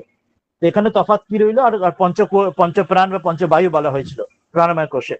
এখানে মনোময় কোষে একটু আলাদা বলা হলো, পঞ্চ জ্ঞানেন্দ্রিয় বলা হলো, এটাও তাহলে সূক্ষ্ম শরীরের অন্তর্গত হলো। আর কি হলো, মন বলা হলো। আমরা যখন অন্তরিন্দ্রিয় পড়েছি তাতে বলা হয়েছিল মন বুদ্ধি চিত্ত অহংকার বলা হয়েছিল। তো সেই মন বুদ্ধির মধ্যে মন, সে মন এখানে মনোময় কোষের মধ্যে নিচ্ছে, তার সঙ্গে পঞ্চ জ্ঞানেন্দ্রিয়কে নেওয়া হচ্ছে। এত সর্বং মিলিত্বা মনোময় কোষে ইতি উচ্যতে। তাহলে কি বলা হলো, মনোময় কোষে 5টি জ্ঞানেন্দ্রিয় এবং মন, ঠিক যেমন প্রাণময় কোষে পঞ্চ কর্মেন্দ্রিয় এবং পঞ্চ প্রাণ ছিল বা পঞ্চবায়ু, মনোময় কোষে পঞ্চ জ্ঞানেন্দ্রিয় এবং অন্তরেন্দ্রিয়ের মধ্যে মন নেওয়া হচ্ছে মনোময় কোষ। প্রথম কিভাবে না, মনোবিকারে সতি, এখানেও মনের বিকারের দ্বারা, ঠিক অন্যের বিকার যেমন বলা হয়েছিল, পঞ্চপ্রাণের বিকারে যেমন আগেরটা বলা হলো, সেরকম মনের বিকারের দ্বারা সংশয়াদি রহিতম আত্মানম সংশয়বন্তম ইব। আমরা মনের কথা আগে পড়েছি, যখন পঞ্চপ্রাণের আমরা এই অন্তরিন্দ্রিয় কথা পড়েছি, মন কি না সংশয়, মনের মধ্যে যে সংশয় প্রকাশ করে, যে নিশ্চয়তা যখন হয়, সংকল্প বিকল্প যেটি হয় সেটি মনের দ্বারা, আর যখন নিশ্চয়তা আসে সেটি বুদ্ধির দ্বারা। মনের দ্বারা সংকল্প বিকল্প, অর্থাৎ ডু আর ডু নট, এটা করবে কি করবো না, এটা সংশয়, ডাউট, মনের দ্বারা এই চিন্তা আসে, এটা কি ওটা, এটা ঠিক কি ওটা ঠিক, এটা করবো কি ওটা করবো। আর যখন নিশ্চয়তা আসে তখন বুদ্ধি নিশ্চয় করে। তো সেই জন্য এখানে মনের দ্বারা বলা হচ্ছে, মনোময় কোষে সংশয় বলা হচ্ছে, যে ডাউট, এই যেন সংশয়, কিন্তু সংশয় রহিত আত্মাকে সংশয় বন্তম ইব, আত্মার মধ্যে কোনো সংশয় নেই, আত্মা সচ্চিত আনন্দ, absolute bliss, absolute existence, absolute knowledge. কিন্তু সংশয় রহিত আত্মাকে মনের যে তার যে নেচার, তার যে প্রকৃতি, সেটি, সেই উপাধিটা আত্মার উপর পড়ছে। ঠিক যেরকম আমরা আগে সেই উদাহরণ নিয়েছিলাম, যেমন সে একটি স্ফটিক, স্ফটিকের কোনো রং নেই, কিন্তু তার পাশে লাল ফুল দিলে স্ফটিকটা লাল দেখালো, সবুজ পাতা থাকলে সবুজ দেখালো, নীল ফুল থাকলে নীল দেখালো, কিন্তু আসলে স্ফটিকটা কোনো রঙই নেই। এবং যখন তাতে লাল নীল সবুজ দেখাচ্ছে স্ফটিকটা, তখনও স্ফটিকে বাস্তবিক কোনো রং থাকছে না, কিন্তু তাকে মনে হচ্ছে যেন লাল নীল সবুজ রং বিশিষ্ট। সেই রকম এখানেও বাস্তবিক সত্যি সত্যি রং হচ্ছে না, এখানেও সেই রকম বলছেন, বাস্তবিক কোনো সংশয় নেই আত্মাতে, কিন্তু তাকে সংশয় বন্তম ইব। সেই জন্য এখানেও মনের বিকারের দ্বারা যেটা ঠিক নয়, ভ্রান্তি একটা উৎপন্ন করে দিচ্ছেন, যা নয় সেটাকে তাই দেখাচ্ছেন, উল্টোটা দেখাচ্ছেন। ঠিক যেমন আমরা জানি যে সূর্য ওঠে বা সূর্য উদয় অস্ত যায় না, পৃথিবী ঘুরছে, আসলে সূর্য ওখানেই রয়েছে, কিন্তু আমাদের চোখের দ্বারা আমরা ঠিক উল্টোটা দেখি। আমরা দেখি সূর্য উঠছে, সূর্য পূর্বে উঠছে, পশ্চিমে যাচ্ছে, অস্ত যাচ্ছে, কিন্তু বিজ্ঞান আমরা জানি, অ্যাস্ট্রোনমি কি বলবে না, সূর্য মোটেও ওঠানামা করছে না, পৃথিবী ঘুরছে বলে সূর্যের ওঠানামা দেখছি। কিন্তু আমরা প্রত্যক্ষরূপে ঠিক উল্টোটা অনুভব হয়ে আসছে। এখানেও সেই রকম, যদিও এখানে কোনো আত্মার কোনো সংশয় নেই, কিন্তু মনের যে নেচার, সেটি আত্মারও সেই উপাধি পড়ে, সেই অ্যাজ ইট ওয়্যার যেন ছায়াটা পড়ে আত্মাকে মনে হচ্ছে সংশয়, আমার জন্য মনে হয় আমি সংশয়গ্রস্ত হই, যে আমাদের মনে হয় যে আমি এটা করবি ওটা করবো, সেখানেও যে আমি দ্রষ্টা, আমার মনের মধ্যে সংশয়টা যাচ্ছে, কিন্তু আমি আসলে তার দ্রষ্টা, আমি যে আমার প্রকাশেই মনের মধ্যে যাচ্ছে, আমি যে মন থেকে আলাদা, সেই বোধটা আমার আসতে চায় না। এখানে ওই রকম বলছেন। আবার শোক মোহ রহিতম আত্মানম শোক মোহাদিবন্তম ইব, মনেতেই শোক মোহ ইত্যাদি হয়, মন মোহগ্রস্ত হয়, যেমন অর্জুনের গীতার শুরুতে আমরা পড়েছি, বা মন শোকগ্রস্ত হয়, দুঃখ আসে, মোহগ্রস্তে ভুল চিন্তা করে। তা কিন্তু আত্মা আসলে এই সবকিছুর পারে, কিন্তু সেখানে আমরা সেখানেও একই হয়েছে, সেটার সঙ্গে এক হয়ে বসি, মনের সঙ্গে আমরা আইডেন্টিফাই করে বসি। অন্নময় কোষে যেমন দেহের সঙ্গে আইডেন্টিফাই করছিলাম, এখানে মনের সঙ্গে, মনে ভালো মন্দ হলে আমি ভাবি আমি ভালো আছি, আমি খারাপ আছি। শরীর ভালো মন্দ হলে যেন আমি ভাবি যে আমি ভালো, আমি খারাপ, আমি খারাপ রয়েছি, আমি, আমার শরীর ভালো নেই কিন্তু আমার জন্য হচ্ছে আমি খারাপ হয়ে গেছি। বা মন ভালো, মন খারাপ হলে আমি ভাবি আমি খারাপ, আমি ভালো হচ্ছি, কিন্তু আসলে সেটা দুটোই ভুল, আমি শুধু তো সাক্ষী দ্রষ্টা। এখানে সেই রকম। আবার দর্শনাদি রহিতম আত্মানম দ্রষ্টারম দ্রষ্টরাম ইবা আবরতি, যে দর্শনাদি শূন্য আত্মাকে দ্রষ্টার মতো আবৃত করে। জ্ঞানেন্দ্রিয় যে কর্ম, যে ওই দেখা বা শোনা ইত্যাদি, তা সেখানেও আত্মার মধ্যেও এই দর্শন ইত্যাদি, শ্রবণ ইত্যাদি কর্মটা ইন্দ্রিয়গুলি করছে। আত্মা বাস্তবিক শুধু তার প্রকাশ স্বরূপ, তার সাক্ষী স্বরূপ, কিন্তু আত্মা বাস্তবিক এই দর্শন শ্রবণ এগুলি তো সব ইন্দ্রিয় দ্বারা ঘটছে। কিন্তু সেখানেও আমরা ভাবছি যে না, আমি ওই জ্ঞানেন্দ্রীয় কর্মগুলি, দেখাশোনাগুলো ভাবছি আমি দেখছি, আমি করছি, আমি শুনছি ইত্যাদি ভেবে বসি। তো সেখানেও এই ভুলটি, ধারণাটি ঘটায়, যদি আমার প্রকাশে আমি সাক্ষী থাকছি, আমার আলোতেই এগুলি সব ঘটছে। তো এইভাবে কোনটা বলে মনোময় কোষেও পঞ্চ জ্ঞানেন্দ্রিয় দ্বারা এবং মনের দ্বারা বিকারের ফলে এটা মনোময় কোষ বলা হচ্ছে। এরপরে আসবে বিজ্ঞানময় কোষ। তার 10 মিনিট তো সময় আছে, আজকে ওটাতে যাব না, কিছু আলোচনা থাকলে 10 মিনিট আলোচনা করা থাকলে করে নিতে পারি। বিজ্ঞানময় কোষ থেকে চাইলে পরের দিনও পড়তে পারি, নির্মাল্য আছে, অন্যরাও রয়েছেন, যদি চান আমরা কিছুক্ষণ আলোচনা করে নিতে পারি শেষ 10 মিনিট। আজকে 3টি কোষ পড়লাম, অন্নময়, প্রাণময় এবং মনোময়। বিজ্ঞানময়টা চাইলে পরের দিন পড়তে পারি। বিজ্ঞানময় কোষ নিয়ে কিন্তু সূক্ষ্ম শরীর হবে, আমরা যখন পড়বো পরের দিনে যদি পড়ি, দেখবো যে সূক্ষ্ম শরীর হলো, যেমন আমরা স্থূল শরীর বলেছি অন্নময় কোষ, তো সেইভাবে সূক্ষ্ম শরীর হবে প্রাণময় কোষ, মনোময় কোষ এবং বিজ্ঞানময় কোষ। এবং যখন কারণ শরীর দেখবো, সেটি হচ্ছে আনন্দময় কোষ হবে। মনে রাখার সুবিধার জন্য এটি হবে যে সবচেয়ে আউটার, যে সবচেয়ে বাইরে, সকল যেটা বাইরের অন্নময়, সেটি হচ্ছে স্থূল শরীর। সবচেয়ে ভেতরের যেটা কারণ শরীর, সেটা হচ্ছে সবচেয়ে ভেতরের আনন্দময় কোষ। আর মাঝখানের যেটা সূক্ষ্ম শরীর, সেটা হচ্ছে মাঝখানের বাকি 3টে কোষ, মনোময়, প্রাণময় এবং বিজ্ঞানময় কোষ। তার মধ্যে 2টো কোষ পড়লাম আজকে এখনই, অন্নময়, মনোময় এবং প্রাণময়। বিজ্ঞানময় পড়বো, অথবা কিছু আলোচনা করার থাকলে আলোচনা করে নিতে পারি, না হলে আমরা করবো। কেউ কিছু বলতে চাইবেন? মনোময় কোষটা তো আমরা অনুবাদটা দেখিনি। মনোময় কোষ বলা হলো 5টি জ্ঞানেন্দ্রিয়, মন, এগুলো মিলিত ভাবে মনোময় কোষ। কিভাবে না, মনের বিকার হওয়ায় সংশয় রহিত আত্মাকে সংশয় যুক্তের মতো, যেটি বললাম, শোক মোহহীন আত্মাকে শোক মোহবানের মতো, এবং দর্শনাদি শূন্য আত্মাকে দ্রষ্টার মতো আবরিত করছে। আমরা কি তাহলে বিজ্ঞানময় কোষটা পড়ে নেবো, যে 3টে নিয়েই তাহলে সূক্ষ্ম শরীর হয়ে যাবে? কোনো প্রশ্ন আলোচনা না থাকলে এটা পড়ে নেবো ছোট্ট করে। পড়ে নিন, তারপর যদি সময় থাকে কিছু। হ্যাঁ, তো বিজ্ঞানময় কোষ বলছেন এটিও সূক্ষ্ম শরীরের মধ্যে আসছে। নাম জ্ঞানেন্দ্রিয়নী পঞ্চ বুদ্ধিশ্চ এতৎ। এটা খেয়াল রাখার কথা, জ্ঞানেন্দ্রিয় কিন্তু মনোময় কোষেও এসেছিল, বিজ্ঞানময় কোষেও জ্ঞানেন্দ্রিয় আসছে, আর এখানে বুদ্ধি আসছে। অন্তরিন্দ্রিয় বলেছি একটাই, তারই 4টি ফাংশনে ভাগ বলেছিলাম, মন, বুদ্ধি, চিত্ত, অহংকার। তো মনের অংশটা মনোময় কোষে বলা হয়েছিল, সে অন্তরেন্দ্রিয়েরই বুদ্ধি অংশটি বিজ্ঞানময় কোষে বলা হচ্ছে। এতৎ সর্বং মিলিত্বা বিজ্ঞানময় কোষে ইতি উচ্যতে। তাহলে এই ডিফারেন্সটা খুব ইম্পর্টেন্ট। মনোময় কোষে জ্ঞানেন্দ্রিয় বলা হলো, বিজ্ঞানময় কোষেও জ্ঞানেন্দ্রিয় বলা হচ্ছে। মনোময় কোষে অন্তরেন্দ্রিয়ের মনের ফাংশন অংশটি বলা হলো, এখানে সেই একই অন্তরেন্দ্রিয়ের বিজ্ঞানের যে বুদ্ধির ফাংশনটি এখানে বিজ্ঞানময় কোষে বলা হলো। বিজ্ঞান বা বুদ্ধি এক বলা হচ্ছে এখানে, সেটি পর্যায়বাচী শব্দ হিসেবে ব্যবহার হচ্ছে। কথম না কর্তৃত্ব, এখানে আবার একটু স্পেলিং মিস্টেক রয়েছে। কর্তৃত্ব ভোক্তৃত্বাদি অভিমানেন ইহলোক পরলোকগামী ব্যবহারিক জীব ইতি উচ্যতে। এর একটি ইম্পর্টেন্ট বিষয় আছে, বলছেন কর্তৃত্ব ভোক্তৃত্ব অভিমানের দ্বারা।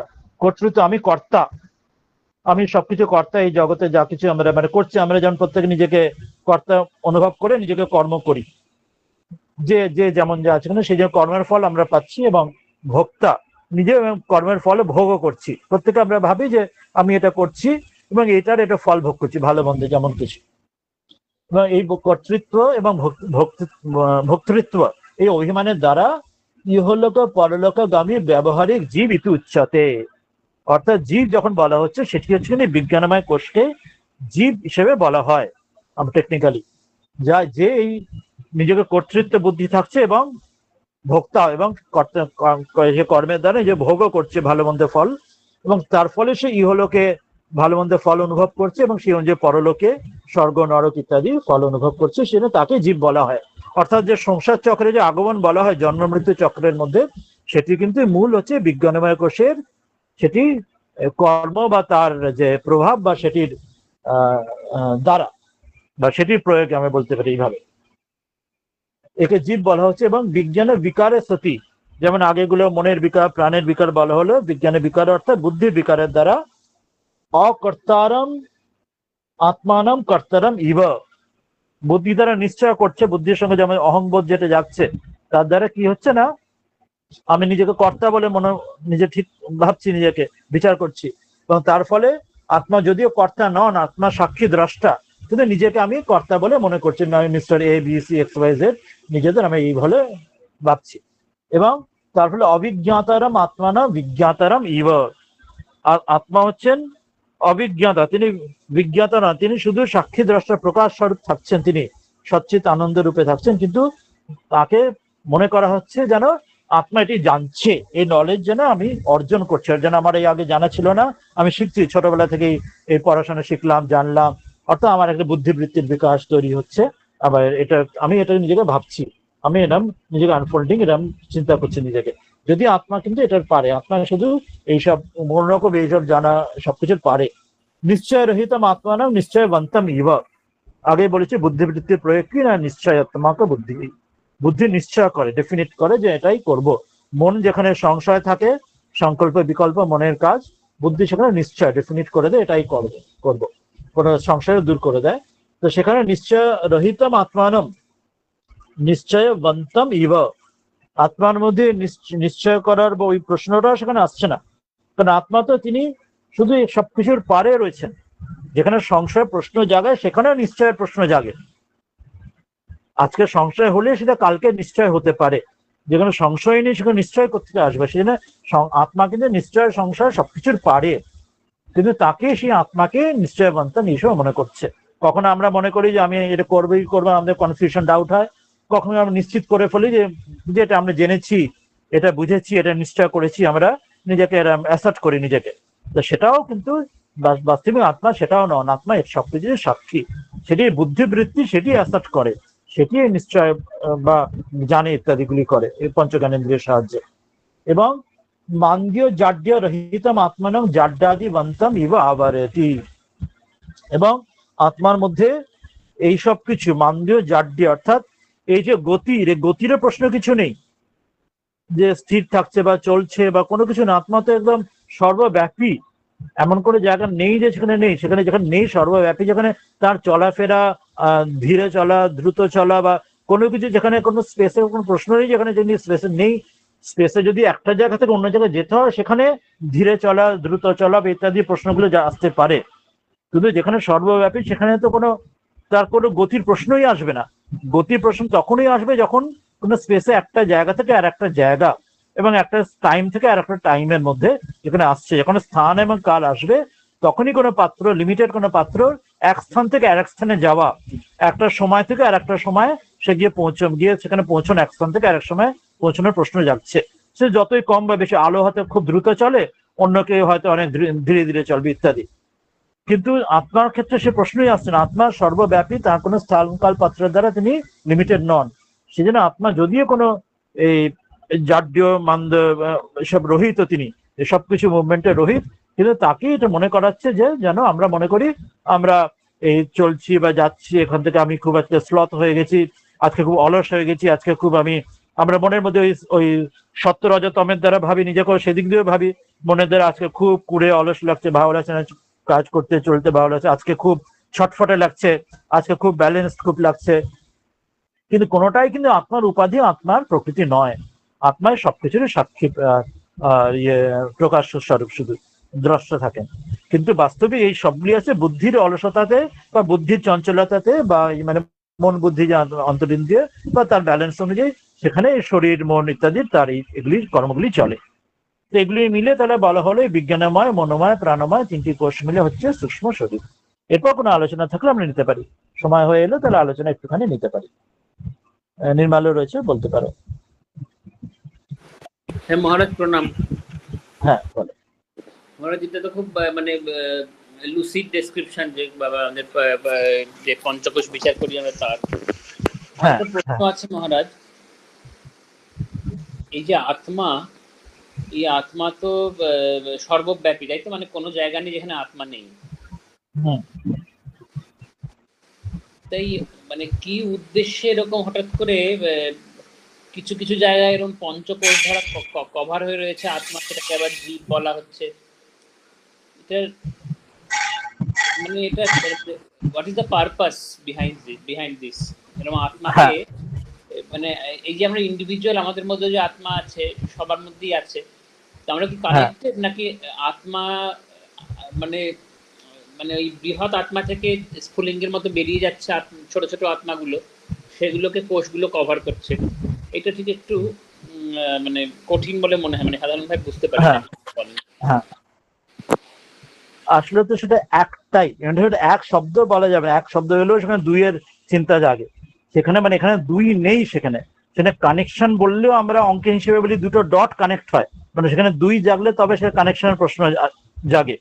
বলে এখানে দুইয়ের নেই, সেখানে এই জন্য অদ্বৈত বলা হচ্ছে, অদ্বয় বলা হচ্ছে। এখানে একই আছেন, কিন্তু সেই একে অঙ্কের ভাষায় 1 2 3 4 বলা যায় না। সেই জন্য এখানে কানেক্ট শব্দটা যেন অনেক দূরে শব্দ, ওই জন্যই সবটা নীতি নীতি করেই বলা হচ্ছে। সেই একই আছেন যার দুই নেই, এবং তিনি আছেন, এবং তিনি কেন এরম দুইয়ের মতো বা অনেক হয়ে বা আলাদা হয়ে প্রত্যেক এত বহুত্ব বৈচিত্র্যের মধ্যে কেন এনে করছে, পারপাস কি, সেটা একটা ভারী সুন্দর একটা শ্লোক আছে, যেটা তুরীয়ানন্দজি যখন পড়েছিলেন, তিনি তখন জীবনের বলেছিলেন, এটা পড়ে আমি জীবনের অর্থ খুঁজে পেলাম এবং আমার জীবন যেন আনন্দে ভরপুর হয়ে গেল। শ্লোকটাতে কি বলা ছিল, বলা হচ্ছে যে একটা তো আমরা জানি যে একটা দিক দিয়ে ব্যাখ্যা করা যায় যে আমরা যেটা লীলা, তা ঈশ্বরের লীলা, তিনি তার ইচ্ছাতে তার খেলা, খেলিজ বিশ্বলয়, কোনো পারপাস নেই, সেটি তার মানে কোনো বাস্তবিক কোনো পারপাস নেই, এটা তার ইচ্ছাতে তার খেলা। যেহেতু তিনি যেখানে আত্মাকে আমরা সর্বব্যাপী বলছি, সেখানে তো ঈশ্বরের অস্তিত্বকে মানা হচ্ছে না। হ্যাঁ, সেখানে সেই জন্যই বলছে, সেটাও এক জায়গায় লিমিটেড এসে যাচ্ছে, কারণ ওখানে হলো ওটার সর্বব্যাপী ওখানে নেওয়া যাচ্ছে না, যেন মনে হচ্ছে ওইভাবে যদি বলি। তো সেখানে এইভাবে বলা আছে ওই শ্লোকটিতে, তুরীয়ানন্দজি যে শ্লোকটা পড়ে আনন্দ পেয়েছিলেন, বলেছিলেন শ্লোকটাতে আছে, জীবন মুক্তির সুখ প্রাপ্তি হে তবে দেহ ধারিতম আত্মনা নিত্য মুক্তয় না তো সংসার কাম্যয়া। বলছেন দেহ ধারিতম, দেহ ধারণ কেন হচ্ছে, শরীর মানে কেন এই যে শরীর ধারণ হচ্ছে, সে মানুষ হোক অন্যান্য জীব হোক, অর্থাৎ এত বৈচিত্র্য জগতের, এই যে ঈশ্বরের যে জীব জগৎ হয়েছেন, যে তিনি এত কিছু বৈচিত্র্য সব আলাদা সব হয়েছেন, কেন হয়েছে না জীবন মুক্ত সুখ প্রাপ্তির জন্য। অর্থাৎ আত্মা তো নিত্য মুক্ত, আত্মা তো নিত্য মুক্ত, নিত্য শুদ্ধ বুদ্ধ মুক্ত সচ্চিদানন্দ আত্মা রয়েছেন, তিনি কখনো বদ্ধই হনই, বদ্ধ হবে না, বদ্ধ প্রশ্নই নেই।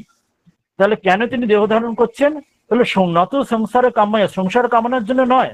আমরা তো নিজেরা ভাবি জগতে, আমরা সংসারে জগতে কামনা করি ধর্ম অর্থ কাম, আমরা অ্যাম্বিশন, ভালো মন্দ কাজ, ভালো মন্দ কামনা, খাওয়া দাওয়া, আহার নিদ্রা মৈথুনজম ইত্যাদি আমরা সংসারে এই নিয়ে থাকে মানুষ। কিন্তু বাস্তবিক বলছেন যে আত্মা কিন্তু সেটা কামনার জন্য করছেন না, সংসার কামনা করছেন না। তিনি আত্মা তো নিত্যমুক্ত, যে নিত্যমুক্ত তার তো কোনো রকম কোনো তিনি অকামা ভাবতি আপ্তকামা অকামা ভাবে আত্মকামা ভাবতি আপ্তকামা ভাবতি, তার দ্বিতীয় কোনো কামারও অবকাশই নেই। তাহলে তিনি কেন হচ্ছেন দেহধারিত, কেন হচ্ছেন না জীবন মুক্তির সুখ প্রাপ্তির জন্য। অর্থাৎ তিনি যে নিত্য মুক্ত, তিনি যে নিত্য শুদ্ধ বুদ্ধমুক্ত সচ্চিদানন্দের আত্মা, সেই বোধটা এই যেন শরীরের মধ্যে থেকেও যে তিনি ওই একই সত্তা, তার বিন্দুমাত্র বিকার নেই, এই বোধটা বোধ করার জন্য তিনি যেন এখানে বাঁধনের মধ্যে যাচ্ছেন। ঠিক যেমন চৈতন্য সে বলা হয় না যেন সেই কৃষ্ণ সেনের রাধার সেই তত্ত্ব সে আস্বাদের জন্য একই শরীরের মধ্যে যেন তিনি এবার চৈতন্য রূপে এলেন। সেই রকম বলা হচ্ছে যেন তিনি যেন বাস্তবিক নিত্যমুক্ত, কিন্তু সেই মুক্তির আস্বাদনটা পেতে হলে যেন একটা খাঁচা, সোকল্ড একটা খাঁচা একটা চাই, যেটার মধ্যে থেকে তার কোনো যে তার বদ্ধর অনুভূতি হচ্ছে না, সেই অনুভূতিটা নেওয়ার জন্য তিনি সোকল্ড একটা খাঁচা নিচ্ছেন। এটা একটা ভারী সুন্দর একটা ইয়ে আছে, এক্সাম্পল একটা আছে, শুনেছি যে এক্সাম্পলটা আমরা বলছি।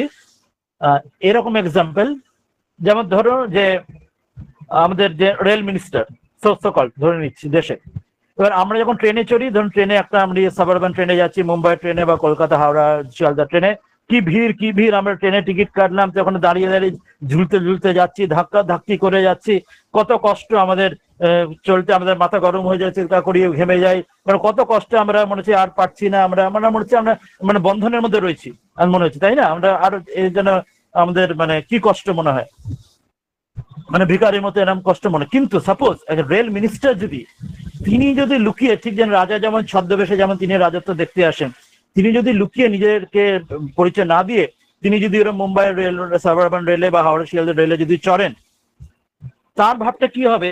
তিনি জানেন তিনি আসলে রাজা, তার কোনো অসুবিধা নেই, তিনি চাইলে এই মুহূর্তে তিনি তার ভিভিআইপি ট্রিটমেন্টে যেতে পারেন, কিন্তু তিনি যেচে এইটি নিয়েছেন,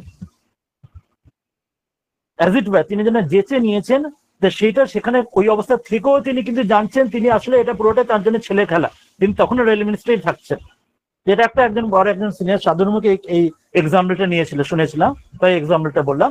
অর্থাৎ এটি বলা হচ্ছে যেন তিনি আত্মা জেনে নিত্য শুদ্ধ যে বুদ্ধমুক্ত সেই অবস্থায় জীবনমুক্ত সুখপ্রাপ্তির জন্যই তিনি যেচে এই বাঁধনটা নেন, যেচে বাঁধনটা নিলে তিনি এখানে করেন। ঠিক যেমন বড় বড় জাদুকররা জানি না, সেই তারা কফিনের মধ্যে ঢুকে জলের মধ্যে ফেলে দেয়, তাকে হাত পা বেঁধে খাঁচার মধ্যে ফেলে দেয়। আমাদের হলে আমরা তো ছাড়াই পেতে পারবো না হাত যদি বেঁধে রাখে, কিন্তু তারা কিন্তু 2 মিনিটের মধ্যে বলে তারা ঠিক সে বেরিয়ে চলে আসেন, তাদের জন্য ছেলে খেলা। তো সেই রকম হচ্ছে যে তারা এই বোধটি নেওয়ার জন্য, এই আনন্দটি নেওয়ার জন্য তারা যেন আত্মা যেন, আপনারা মানে ওটা তো তারা বললাম, এখানে আত্মা যেন সেই আনন্দটি নেওয়ার জন্য যেন তিনি এই জীবনমুক্ত সুখপ্রাপ্তির জন্য তিনি দেহ ধারণ করছেন, এটাই যেন পারপাস। মনে হয় এখানে ছোট কথা আছে একটু আত্মা তো সবসময় মানে আত্মতৃপ্ত, মানে তার আবার আনন্দ দুঃখ কি আছে? সেই আবার এক্স্যাক্টলি এই প্রশ্নটা স্বামীজি যখন আমেরিকা থেকে ফিরলেন, তখন তাকে আমেরিকা থেকে ফেরার পরে দক্ষিণে বোধহয় ম্যাড্রাসে তাকে প্রশ্ন করেছিলেন রিপোর্টার বা অন্য কেউ বোধহয় একজন, নাকি একজন অন্য কেউ হতে পারে। তখন স্বামীজি বলেছিলেন যে এই প্রশ্নটাই ভুল, প্রশ্নের ফ্রেম করা ঠিকভাবে তবে বলা যায়। বলছেন যে মায়ার মধ্যে থেকে প্রশ্নটা হবে না। ঠিক যেমন মাতা পিতা থেকে সন্তান হয়, তো সন্তান কখনো মাতা পিতার আগের জায়গায় আমরা পৌঁছতে পারি না, তারা আগে তারপরে আমি আসছি। তো সেই জন্য আমি ওই প্রশ্নটা আমি এর মায়ার মধ্যে থেকে প্রশ্নটাই করতে পারবো না যে কেন উনি করছেন। আমি তার পারে যদি যাই তাহলে আমি প্রশ্নটা করতে পারি, তার অধিকার আমার আছে, আমার জায়গাটা আছে। আর পারে গেলে তখন আর মায়া দেখবেই না, তার চোখের তখন মায়া থাকছে না, অর্থাৎ পারে মানে যে জীবনমুক্ত হয়ে যাচ্ছে সে তখন সে মায়াই দেখছে না, সেই জন্য তার জন্য প্রশ্নটা ইনভ্যালিড হয়ে যাচ্ছে। আর যখন মায়ার মধ্যে থাকছি তখন প্রশ্ন ইনভ্যালিড হচ্ছে, কারণ আমি তখন ওই প্রশ্ন করার যোগ্যতাই আমার হয়নি, প্রশ্নটাই তখন ভুল, প্রশ্নে তখন অ্যাসারই হচ্ছে না। ওই ঠিক যেমন বলা হয় না সে কে which came first, chicken of the egg যেরকম বলা হয়, তো সেইভাবে হচ্ছে এই প্রশ্নটির ভ্যালিডিটি নেই। এটাও একটা ভারী মজার একটা আমার কথা মনে পড়লো, সত্য ঘটনা। এটা বিখ্যাত যিনি অভিনেতা অমিতাভ বচ্চন, তার জীবনে এটা আছে শুনেছি, তিনি যখন ইয়ং বয়সে ছিলেন, যখন হয়তো সিনেমা শুরু করেছেন বা তাও করেননি, পড়াশোনা করে যাবে, চাকরি যেমন যা করছেন, যেটা হয় একটা ইয়ং বয়সে প্রত্যেক মানুষের একটা জীবনে স্ট্রাগল বা কষ্ট আসে, যখন একটা জীবনের মানে খুঁজে পাচ্ছি না যে এই জীবনটা নিয়ে কি করব, সে কেমন হয় চাকরি করে, ব্যবসা করে, পড়াশোনা করুক, মানে আপনি যে পায়ে দাঁড়াতে পারছে না, জীবনটা সবার জীবনে স্ট্রাগল তো আসে। তো তখন তো ওইরকম অবস্থায় তিনি একজন মানে একদিন মানে যেমন মাথা গরম হয়ে যায়, ইয়ং হট ব্লাডে, তা বাবাকে গিয়ে সবাই জিজ্ঞেস করেছেন যে অর্থাৎ নিজের জীবনটাকে নিয়ে কি করবো ভেবে পাচ্ছি না, জীবনটা একটা ইউজলেস, একটা পারপাসলেস, একটা ব্যর্থতা মনে হচ্ছে, ফেলিওর মনে হচ্ছে। বাবা বড় একজনকে হরিবংশ রায় বচ্চন একজন কবি ছিলেন, তাকে কি বিরক্ত হয়ে রেগে গিয়ে তাকে জিজ্ঞেস করছেন তুমি যে पैदा क्यों किया। তো বাবাকে জিজ্ঞেস করেছেন সোজা গিয়ে, তো আমাকে জন্মই কেন দিলে, জন্ম আমি যদি না জন্ম দিতাম তাহলে আমার এই ঝঞ্ঝাটটা হতো না, আমাকে নিজে যে এই যে জ্বলে পড়ে মরতে হচ্ছে, আমাকে নিজের জীবনটাকে আমি নিজে কিছু করতে পারছি না। তো বাবাকে গিয়ে সোজা জিজ্ঞেস করে তুমি আমাকে কিউ पैदा किया, আমাকে জন্ম কেন দিলে। তো তার জন্যই যত আমার ঝামেলা হতো এইসব। তো বাবা কিচ্ছু উত্তর দিলেন না। একদিন বা দুদিন পরে বাবা এসে, বাবা তো কবি ছিলেন, একটা চিঠি এনে দিলেন। তার মধ্যে একটা কবিতা রয়েছে, বাবা একটা কবিতা লিখেছেন, কবিতাটাকে দিলেন। এটা উনি পরে শুনিয়েছিলেন, কবিতাটা মনে নেই কিন্তু ভাবটা বলে দিচ্ছি। কবিতা দিয়েছিলেন, তো কবিতা এটাই বলছেন যে আমার ছেলে আজকে এসে আমাকে জিজ্ঞেস করলো যে আমি ওকে জন্ম কেন দিয়েছি। তা বলছে আমি ছেলেকে তো এটা উত্তর করে দিচ্ছি যে আমি যখন ইয়ে করেছিলাম, আমার বাবা আমাকে জিজ্ঞেস করে আমাকে জন্ম দেননি। মানে আমি যখন ছেলেকে জিজ্ঞেস করি, আমার বাবাও কিন্তু আমাকে জিজ্ঞেস করে জন্ম দেননি। এবার তার বাবাও কিন্তু আমার বাবাকে, মানে আমার দাদুও আমার বাবাকে জিজ্ঞেস করে জন্ম দেননি। আর তার বাবাও আমার দাদুকে জিজ্ঞেস করেছে। কেউ এরকম করে, আমার বংশে আগে এরকম কোনো উদাহরণ নেই যে আমাকে যে জিজ্ঞেস করে তারপর ছেলেকে জন্ম দিয়েছে। তাই বলছেন আমার ছেলেই এখন, আমি তো এখন, তুমি আমার ব্যতিক্রম, তা তুমি আমার জিজ্ঞেস করে তাহলে তোমার যেন একটা উপায় বলে দিই, উত্তর দিয়ে দিই। তুমি এক কাজ করো, তুমি তোমার ছেলেকে, তোমার সন্তানকে জিজ্ঞেস করেই তোমার সন্তানকে তবে জন্ম দিও।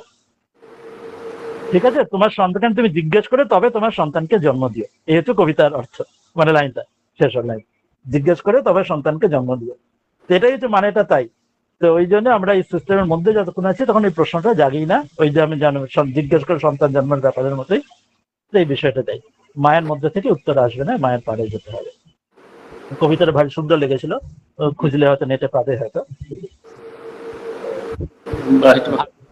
তবে মানে জানেন তো, জানি না, আমাদের তো কোনো ইয়ে নেই, বোধ নেই, শুধু শুনে বুঝে যাওয়া হয়। তো কখনো কখনো এটাকে মনে হয় একটা মেন্টাল ফ্যান্টাসি, এই যে ব্রহ্ম, আত্মা,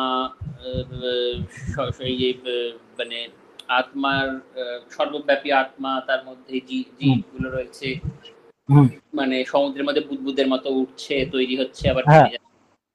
হ্যাঁ, তো মনে হয় এটা সব সম্পূর্ণই কল্পনা প্রসূত, কোনো ওসব, মানে এটা আমার লেভেল থেকে বলছি আমি আর কি, আমার কোনো স্ট্যান্ডিংই নেই, কিন্তু তাও মনে হয় সম্পূর্ণটাই মস্তিষ্ক প্রসূত, মানে এগুলো মানে কল্পনা বিলাস, বুঝলেন তো, এইটা মনে হয়। এর তো কোনো উত্তর আপনি দিতে পারবেন না, এটা উত্তর কিছু হয় বলে তো মনে হয়। ওই তো আমাদের বুদ্ধি বললেন, যেহেতু বুদ্ধির পারে যা আছে সেটিকে তো বুদ্ধি দিয়ে বিচার করা যাবে না।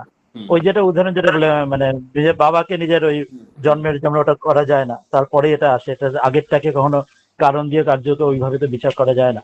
তা সেটা ঠিকই, তবে একই ব্যাপার বুদ্ধি দিয়ে নানা রকম ফ্যান্টাসি বা বিচার বা ভুল ভ্রান্তি আসে বটে। কিন্তু যেহেতু শাস্ত্রগুলোতে বলছেন, আর প্রত্যক্ষ কিছু উদাহরণ তো আমরা পাচ্ছি জাগতিক, মানে শাস্ত্রীয় উদাহরণ অনেক মহাপুরুষ পেয়েছি। ইদানিং কালের মধ্যে আমরা 3 জন উদাহরণ পাচ্ছি, ওদিকে যেমন ঠাকুরমা স্বামীজি বা শ্রীরামকৃষ্ণ, এদিকে তার পরবর্তীকালে পরপরই রমণ মহর্ষির উদাহরণ পাচ্ছি, তারপর আনন্দময়ী মায়ের উদাহরণ পাচ্ছি। তো এরকম আরো আছেন, আমরা 2-3টে নাম বললাম। তো প্রত্যক্ষ যখন এরকম পাচ্ছি, তাদের জীবনে তারা অনুভব করছেন এবং তাদের কথাবার্তা জীবন দেখে সেখানে আর কোনো সংশয় থাকছে না, অন্তত সেটা অনুভূতি নিজেদের না হলেও তাদের জীবন বা তাদের কথাবার্তা, তাদের পরিণতি, তারা যেভাবে তাদের যা শিক্ষা, তাদের মধ্যে যা যা আমরা তার জীবন বাণীর মধ্যে যা পাচ্ছি, সেখান থেকে অন্তত ওই সংশয়টি করছে না, যারা যা বলছেন সেটা সত্য। তাদের জীবনে সেটা যখন ঘটছে, সেটা তাদের জীবনটা যেরকম যা পাচ্ছি তাদের জীবনীতে পড়ে, সেখানে অন্তত মানে আমার ব্যক্তিগত ক্ষেত্রে, আমার ক্ষেত্রে অন্তত সেই সংশয় থাকছে না। যদিও নিজের অনুভূতি তো হচ্ছে না, সেটা তো সত্য কথাই, সেটা এখনো তৈরি হয়নি। ওই আত্মাজন্য বললাম না, সাত্বিক, রাজসিক, তামসিক যেমন ভাবে আমরা ঢাকা রয়েছে, আমাদের বেশিরভাগই হয়তো তামসিক ভাবে ঢাকা আছে, সেজন্য এখন প্রস্তুতি অনেক অনেক অনেক দূর। আর প্রত্যেকেই তো বাস্তবিক, আমরা যতই বলি না কেন নিজেকে অনুভব তো আত্মা তো করছি না, নিজেকে আমরা তো শরীরকে আটকে থাকছি বা মন এর মধ্যে আটকে থাকছি। এটার পারে যে আমি একটা আসল যে আমি আছি, সেটা তো আমরা এখনো অনুভব করতেই পারছি না। এটা আমাদের কাছে ফ্যান্টাসি থেকে যাচ্ছে, বাস্তবিক তাই এই মুহূর্তে। সেটা তো ঠিকই বটে, অনুভব না হওয়া পর্যন্ত তো এটা থাকবে, তবে যবে অনুভব হবে যে মানে যে যাবে তাই হবে। কিন্তু দু একজন উদাহরণ যেমন পেলাম মহাপুরুষ, সেই জন্যই মেনে নিচ্ছি। আরেকটা প্রশ্ন মনে হচ্ছে সেটাই প্রশ্ন, এই যে ঠাকুর যেরকম কথা বলতে বলছে পেঁয়াজের খোলা ছাড়ানোর মতো একটার পর একটা খোলা ছাড়িয়ে শেষে আর কিছু নাই, তাই আত্মাটা কি কিছুই নাই, মানে আত্মা বলে কিছু নট পারসেপ্টেবল? ওই জন্য কিছু নাই মানে আত্মা হচ্ছে কখনোই এই স্থানকাল পাত্র অর্থাৎ জাগতিক আমাদের বুদ্ধিবৃত্তি যে কিছু আমাদের চিন্তা করতে পারি সেটা তো সবই জগতের মধ্যে দিয়ে। তারপর যেমন সকলটা আমরা অন্যভাবে যদি ভাবি, সিক্সথ সেন্স যদি কিছু থাকে বা এবং যেটা আছে আমাদের বিজ্ঞানে যেমন যা কিছু আমাদের এই আইনস্টাইনের ধরো ফোর্থ ডাইমেনশন যা কিছু আসছে, বা আমরা একদম ভেরি বেসিক আমাদের ফিজিক্স কেমিস্ট্রি আমাদের বায়োলজিতে দেখো আমাদের চোখের আমাদের বা কানে যেটা শুনি বা চোখে দেখি, আমরা জানি একটা খুব লিমিটেড ফ্রিকোয়েন্সির মধ্যে দেখি বা শুনি। তার বাইরে প্যাঁচে যেমন রাত্রে দেখতে পায় বা অন্য বাদুড় ইত্যাদি অন্য শুনতে পায়। আমাদের যে দৃশ্য যে জগৎ, বোধের জগৎ ভেরি ভেরি লিমিটেড, আমাদের ইন্দ্রিয় যেটুকু দেখাচ্ছে তার পারেরটুকুই আমরা জানছি শুনছি না। তো সেই জন্যই হচ্ছে সেখানেও তো আত্মার বিষয় হচ্ছে সে তো তারও পারে। তা আমাদের দৃশ্য জগৎ যা কিছু অনুভূতি যা আমাদের এক্সপিরিয়েন্সের জগৎ তো কত ক্ষুদ্র ভাবো, সেখানে আত্মাটা সেই সবকিছুর পারে, সেটারও পারে। আমরা যদি এক্সপ্যান্ডও করতে পারি উইথ হেল্প অফ সায়েন্স, আমরা টেলিস্কোপ বলো বা ইলেকট্রন মাইক্রোস্কোপ ইত্যাদি বলো, হেল্প যদি হয় তাহলে আত্মা তো সেসবেরও পারে। সেই জন্য বলা হচ্ছে ওখানে যে ওই পেঁয়াজের খোঁজ ছাড়লে কিছুই থাকে না, মানে এই দৃশ্য যা কিছু যেটা পারসেপশন যেটা জগতের, এই যে আমরা মাপযোগ যেভাবে আমরা জগৎকে আমরা বিচার করি, যেভাবে আমরা জগৎকে আমরা একটা বায়াস হয়ে গেছি, সেইভাবে কন্ডিশনড হয়ে গেছি জন্ম থেকে জন্মান্তর থেকে জগৎকে এইভাবে দেখতে শুনতে জানতে। যেরকম একটা উদাহরণ বলা হয়েছিল না আগেরবার, আমাদের চোখে একটা যদি কাঠ দেখি, যে কাঠের টেবিল কাঠের চেয়ার দেখবো, আমাদের চোখে দুটোর নামও আলাদা, দুটোর রূপও আলাদা। কেন? আমরা কাঠের চেয়ারে আমরা বসি, কাঠের টেবিলে আমরা জিনিসপত্র রাখি, তা আমাদের চোখে রূপটা ভেরি ডিস্টিংক্ট, এটা নামও দিচ্ছি চেয়ার, আর কাঠের টেবিলটার নাম আর রূপটা ভেরি ডিস্টিংক্ট, নাম দিচ্ছি আমরা টেবিল। তা আমাদের চোখে পারসেপশন এরম হয়ে থাকে, we are conditioned by this, আমাদের ইন্দ্রিয়গুলো। কিন্তু একটা উইপোখার চোখে, উইপোখা এটাকে টেবিল বলে বোঝে না, এটাকে চেয়ার বলে বোঝে না। কারণ উইপোখা ইউটিলিটিতে বসা বা চেয়ার টেবিলে রাখার জিনিস নেই, উইপোখা সেটা খাওয়ায়, উইপোখার চোখে দুটোই কাঠ, খাদ্য বস্তু। উইপোখার পারসেপশন একই বস্তুকে উইপোখা অন্যভাবে পারসিভ করছে সমগ্র জিনিসটাকে। আমরা সেরকম একটা প্রাণী অন্যভাবে পারসিভ করবে, সেইভাবে যেরকম ব্রহ্মজ্ঞ তিনি সবকিছু ব্রহ্মরূপে পারসিভ করছেন। কিন্তু যতক্ষণ আমি সেই লেভেলে বা সেই স্তরে বা সেই ডাইমেনশনে যেরকম শব্দ ব্যবহার করি না কেন, বা সেই স্টেজে পৌঁছানো, যতক্ষণ সেই পারসেপশন যতই বোঝাবো, ঠাকুর যেমন বলছে না, এটা ছোট বাচ্চাকে রমণ সুখ বোঝানো যায় না, নো কোশ্চেন অফ অল এটা। বা সে বলছে কাচি দেখা একরকম, কাচির কথা শোনা একরকম, দুধ দেখা এখন, দুধ খাওয়া এখন, দুধ না খেলে, দুধ যতই মুখে বলো দুধ মিষ্টি মিষ্টি কিছুই বুঝবে না, দেখাটা আলাদা, না খেলে সে অনুভূতি না হলে আমরা সেই মানে ওইটা আমরা ঘরের বাইরে দরজার বাইরে নক করছি আমরা, মানে যতই আমরা বিচার করি কোনো বিচার দিয়ে কিছুতে হবে না। তিনি যতক্ষণ রাস্তা খুলে না দেবেন এবং এইগুলো যখন গুছিয়ে না দেবেন ততক্ষণ হবে না। সেটা যখন তিনি করবেন, কঠোপনিষদ তাই আছে, আত্মা যাকে চান, যাকে বরণ করতে চান, তিনি তাকে কৃপা করেন, তখন সে আত্মাকে লাভ করে, আত্মাকে পায়। মানে তিনি যখন চাইবেন। আর আমি তো এখনো আত্মা, মানে বাস্তবিক আমি আত্মা, কিন্তু আমি এই মুহূর্তে আত্মাকে নিজেকে ভাবছি না, আমি নিজেকেই A B C D mister A mister X Y Z এই শরীর মন ভাবছি। তার মানে আত্মা আসলে যে আমি আমার যে স্বরূপ, তাকে তো আমি নিজেকে সেটাকে ভাবছি না, আমি তার থেকে ভিন্ন নিজেকে মনে করছি। সেখানে বাস্তবিক যিনি আত্মা, যেটি আমার স্বরূপ, তিনি যখন আমাকে কৃপা করবেন, তখন আমার যে ফলস আইডেন্টিটি, যেটা ওই যেমন সিংহ শাবক নিজেকে ভেড়া ভাবছিল, সে ফলস আইডেন্টিটি তখন বুঝবে। এখন আমি সিংহ ভেড়া নই, এখন আমি সিংহ, কিন্তু আমার কিছুতেই ফলস আইডেন্টিটি যাবে না যতক্ষণ গুরুর ওই যেটা সিংহ শাবকের গল্প আছে, যতক্ষণ তিনি কৃপা করে ঘোচাবেন তখন যাবে ফলস আইডেন্টিটি। যদি এখন আমি সেটার সঙ্গে মিলে আছি, এক হয়ে আছি, কিন্তু সেটা ঘুরছে না, যতক্ষণে আমাকে মাংস খাওয়ানো না হবে, যতক্ষণে আমাকে আয়নাতে জলেতে আমাকে গুরুজন পথ না দেখাবেন, রূপ না দেখাবেন, মানে মুখের কথা বিচারে হবেই না। হ্যাঁ বলো। না, হ্যাঁ আর কিছু না, এটাই জানা। হ্যাঁ এটাই। ওই জন্য শ্রবণ, ওই জন্য বারবার এগুলো শ্রবণ, আমরা যে ক্লাস করছি এটা মানেই যে শ্রবণ, এগুলি গুরু শাস্ত্র যেটা বলেছেন, এবং তারপর মনন, এগুলো বিচার করা বারবার চেষ্টা করছি শ্রবণ মননের দ্বারা। এরপর নিদিধ্যাসন জন্য আরো যখন আমাদের চিত্তশুদ্ধি এলে তবে সেটি ধ্যানের মধ্যে সেটি আরো ডুববো, আরো ঢুকবে সেটি। আর তখন তারপর তার কৃপাতে সবিকল্প অনুভব হলে, অর্থাৎ সেটি ইষ্টরূপ অনুভব হলে আমার স্বরূপ নেবে, যে যারা আত্মা সেই তার ইচ্ছা, তারপর তার ইচ্ছায়, ইষ্ট ইচ্ছায় তিনি যদি সেটা ঘুচিয়ে দিতে যান তখন নির্বিকল্প অনুভব। ওই যেটা ঠাকুর বলছেন না, মালিক যখন চাইবে ভৃত্যকে যে তুইও যা আমিও তাই, তুই আমার সিটে বস, তখন চাইবে, তখন হবে। সেটা যার যাবার হবার আছে গুরু কৃপায় তখন। খুব ভালো ক্লাস হলো মহারাজ। হ্যাঁ, ভারী সুন্দর, ভারী গভীর কথা, কিন্তু এটাই আমাদের বারবার বারবার এগিয়ে পড়ে আনতে হয়। আর কারোর কিছু বলার আছে? নাহলে আমরা এই প্রথম শ্লোকটা দিয়ে শেষ করব। এটা তো আমরা পড়ে নিয়েছি, বিজ্ঞানময় কোষ পঞ্চ, এগুলো তো পড়ে নিয়েছি আগে, পরের দিন পরেরটা পড়বো। কেউ কিছু বলবেন? নাহলে আমরা প্রথম শ্লোকটা পড়ে শেষ করবো। নাহলে নির্মাল্য বলতে পারো প্রথম শ্লোকটা, তো আর জন্য প্রশ্ন না থাকলে। হ্যাঁ বলো। দৃশ্যম সর্বমনাত্মা স্যাৎ, দৃশ্যম সর্বমনাত্মা স্যাৎ, দৃগেব আত্মা বিবেকিনঃ, দৃকেব আত্মা বিবেকিনঃ, আত্মানাত্মবিবেকোऽয়म्, আত্মা আত্মা বিবেকোऽয়ম, কথ্যতে গ্রন্থকোটিভিः। কথ্যতে গ্রন্থকো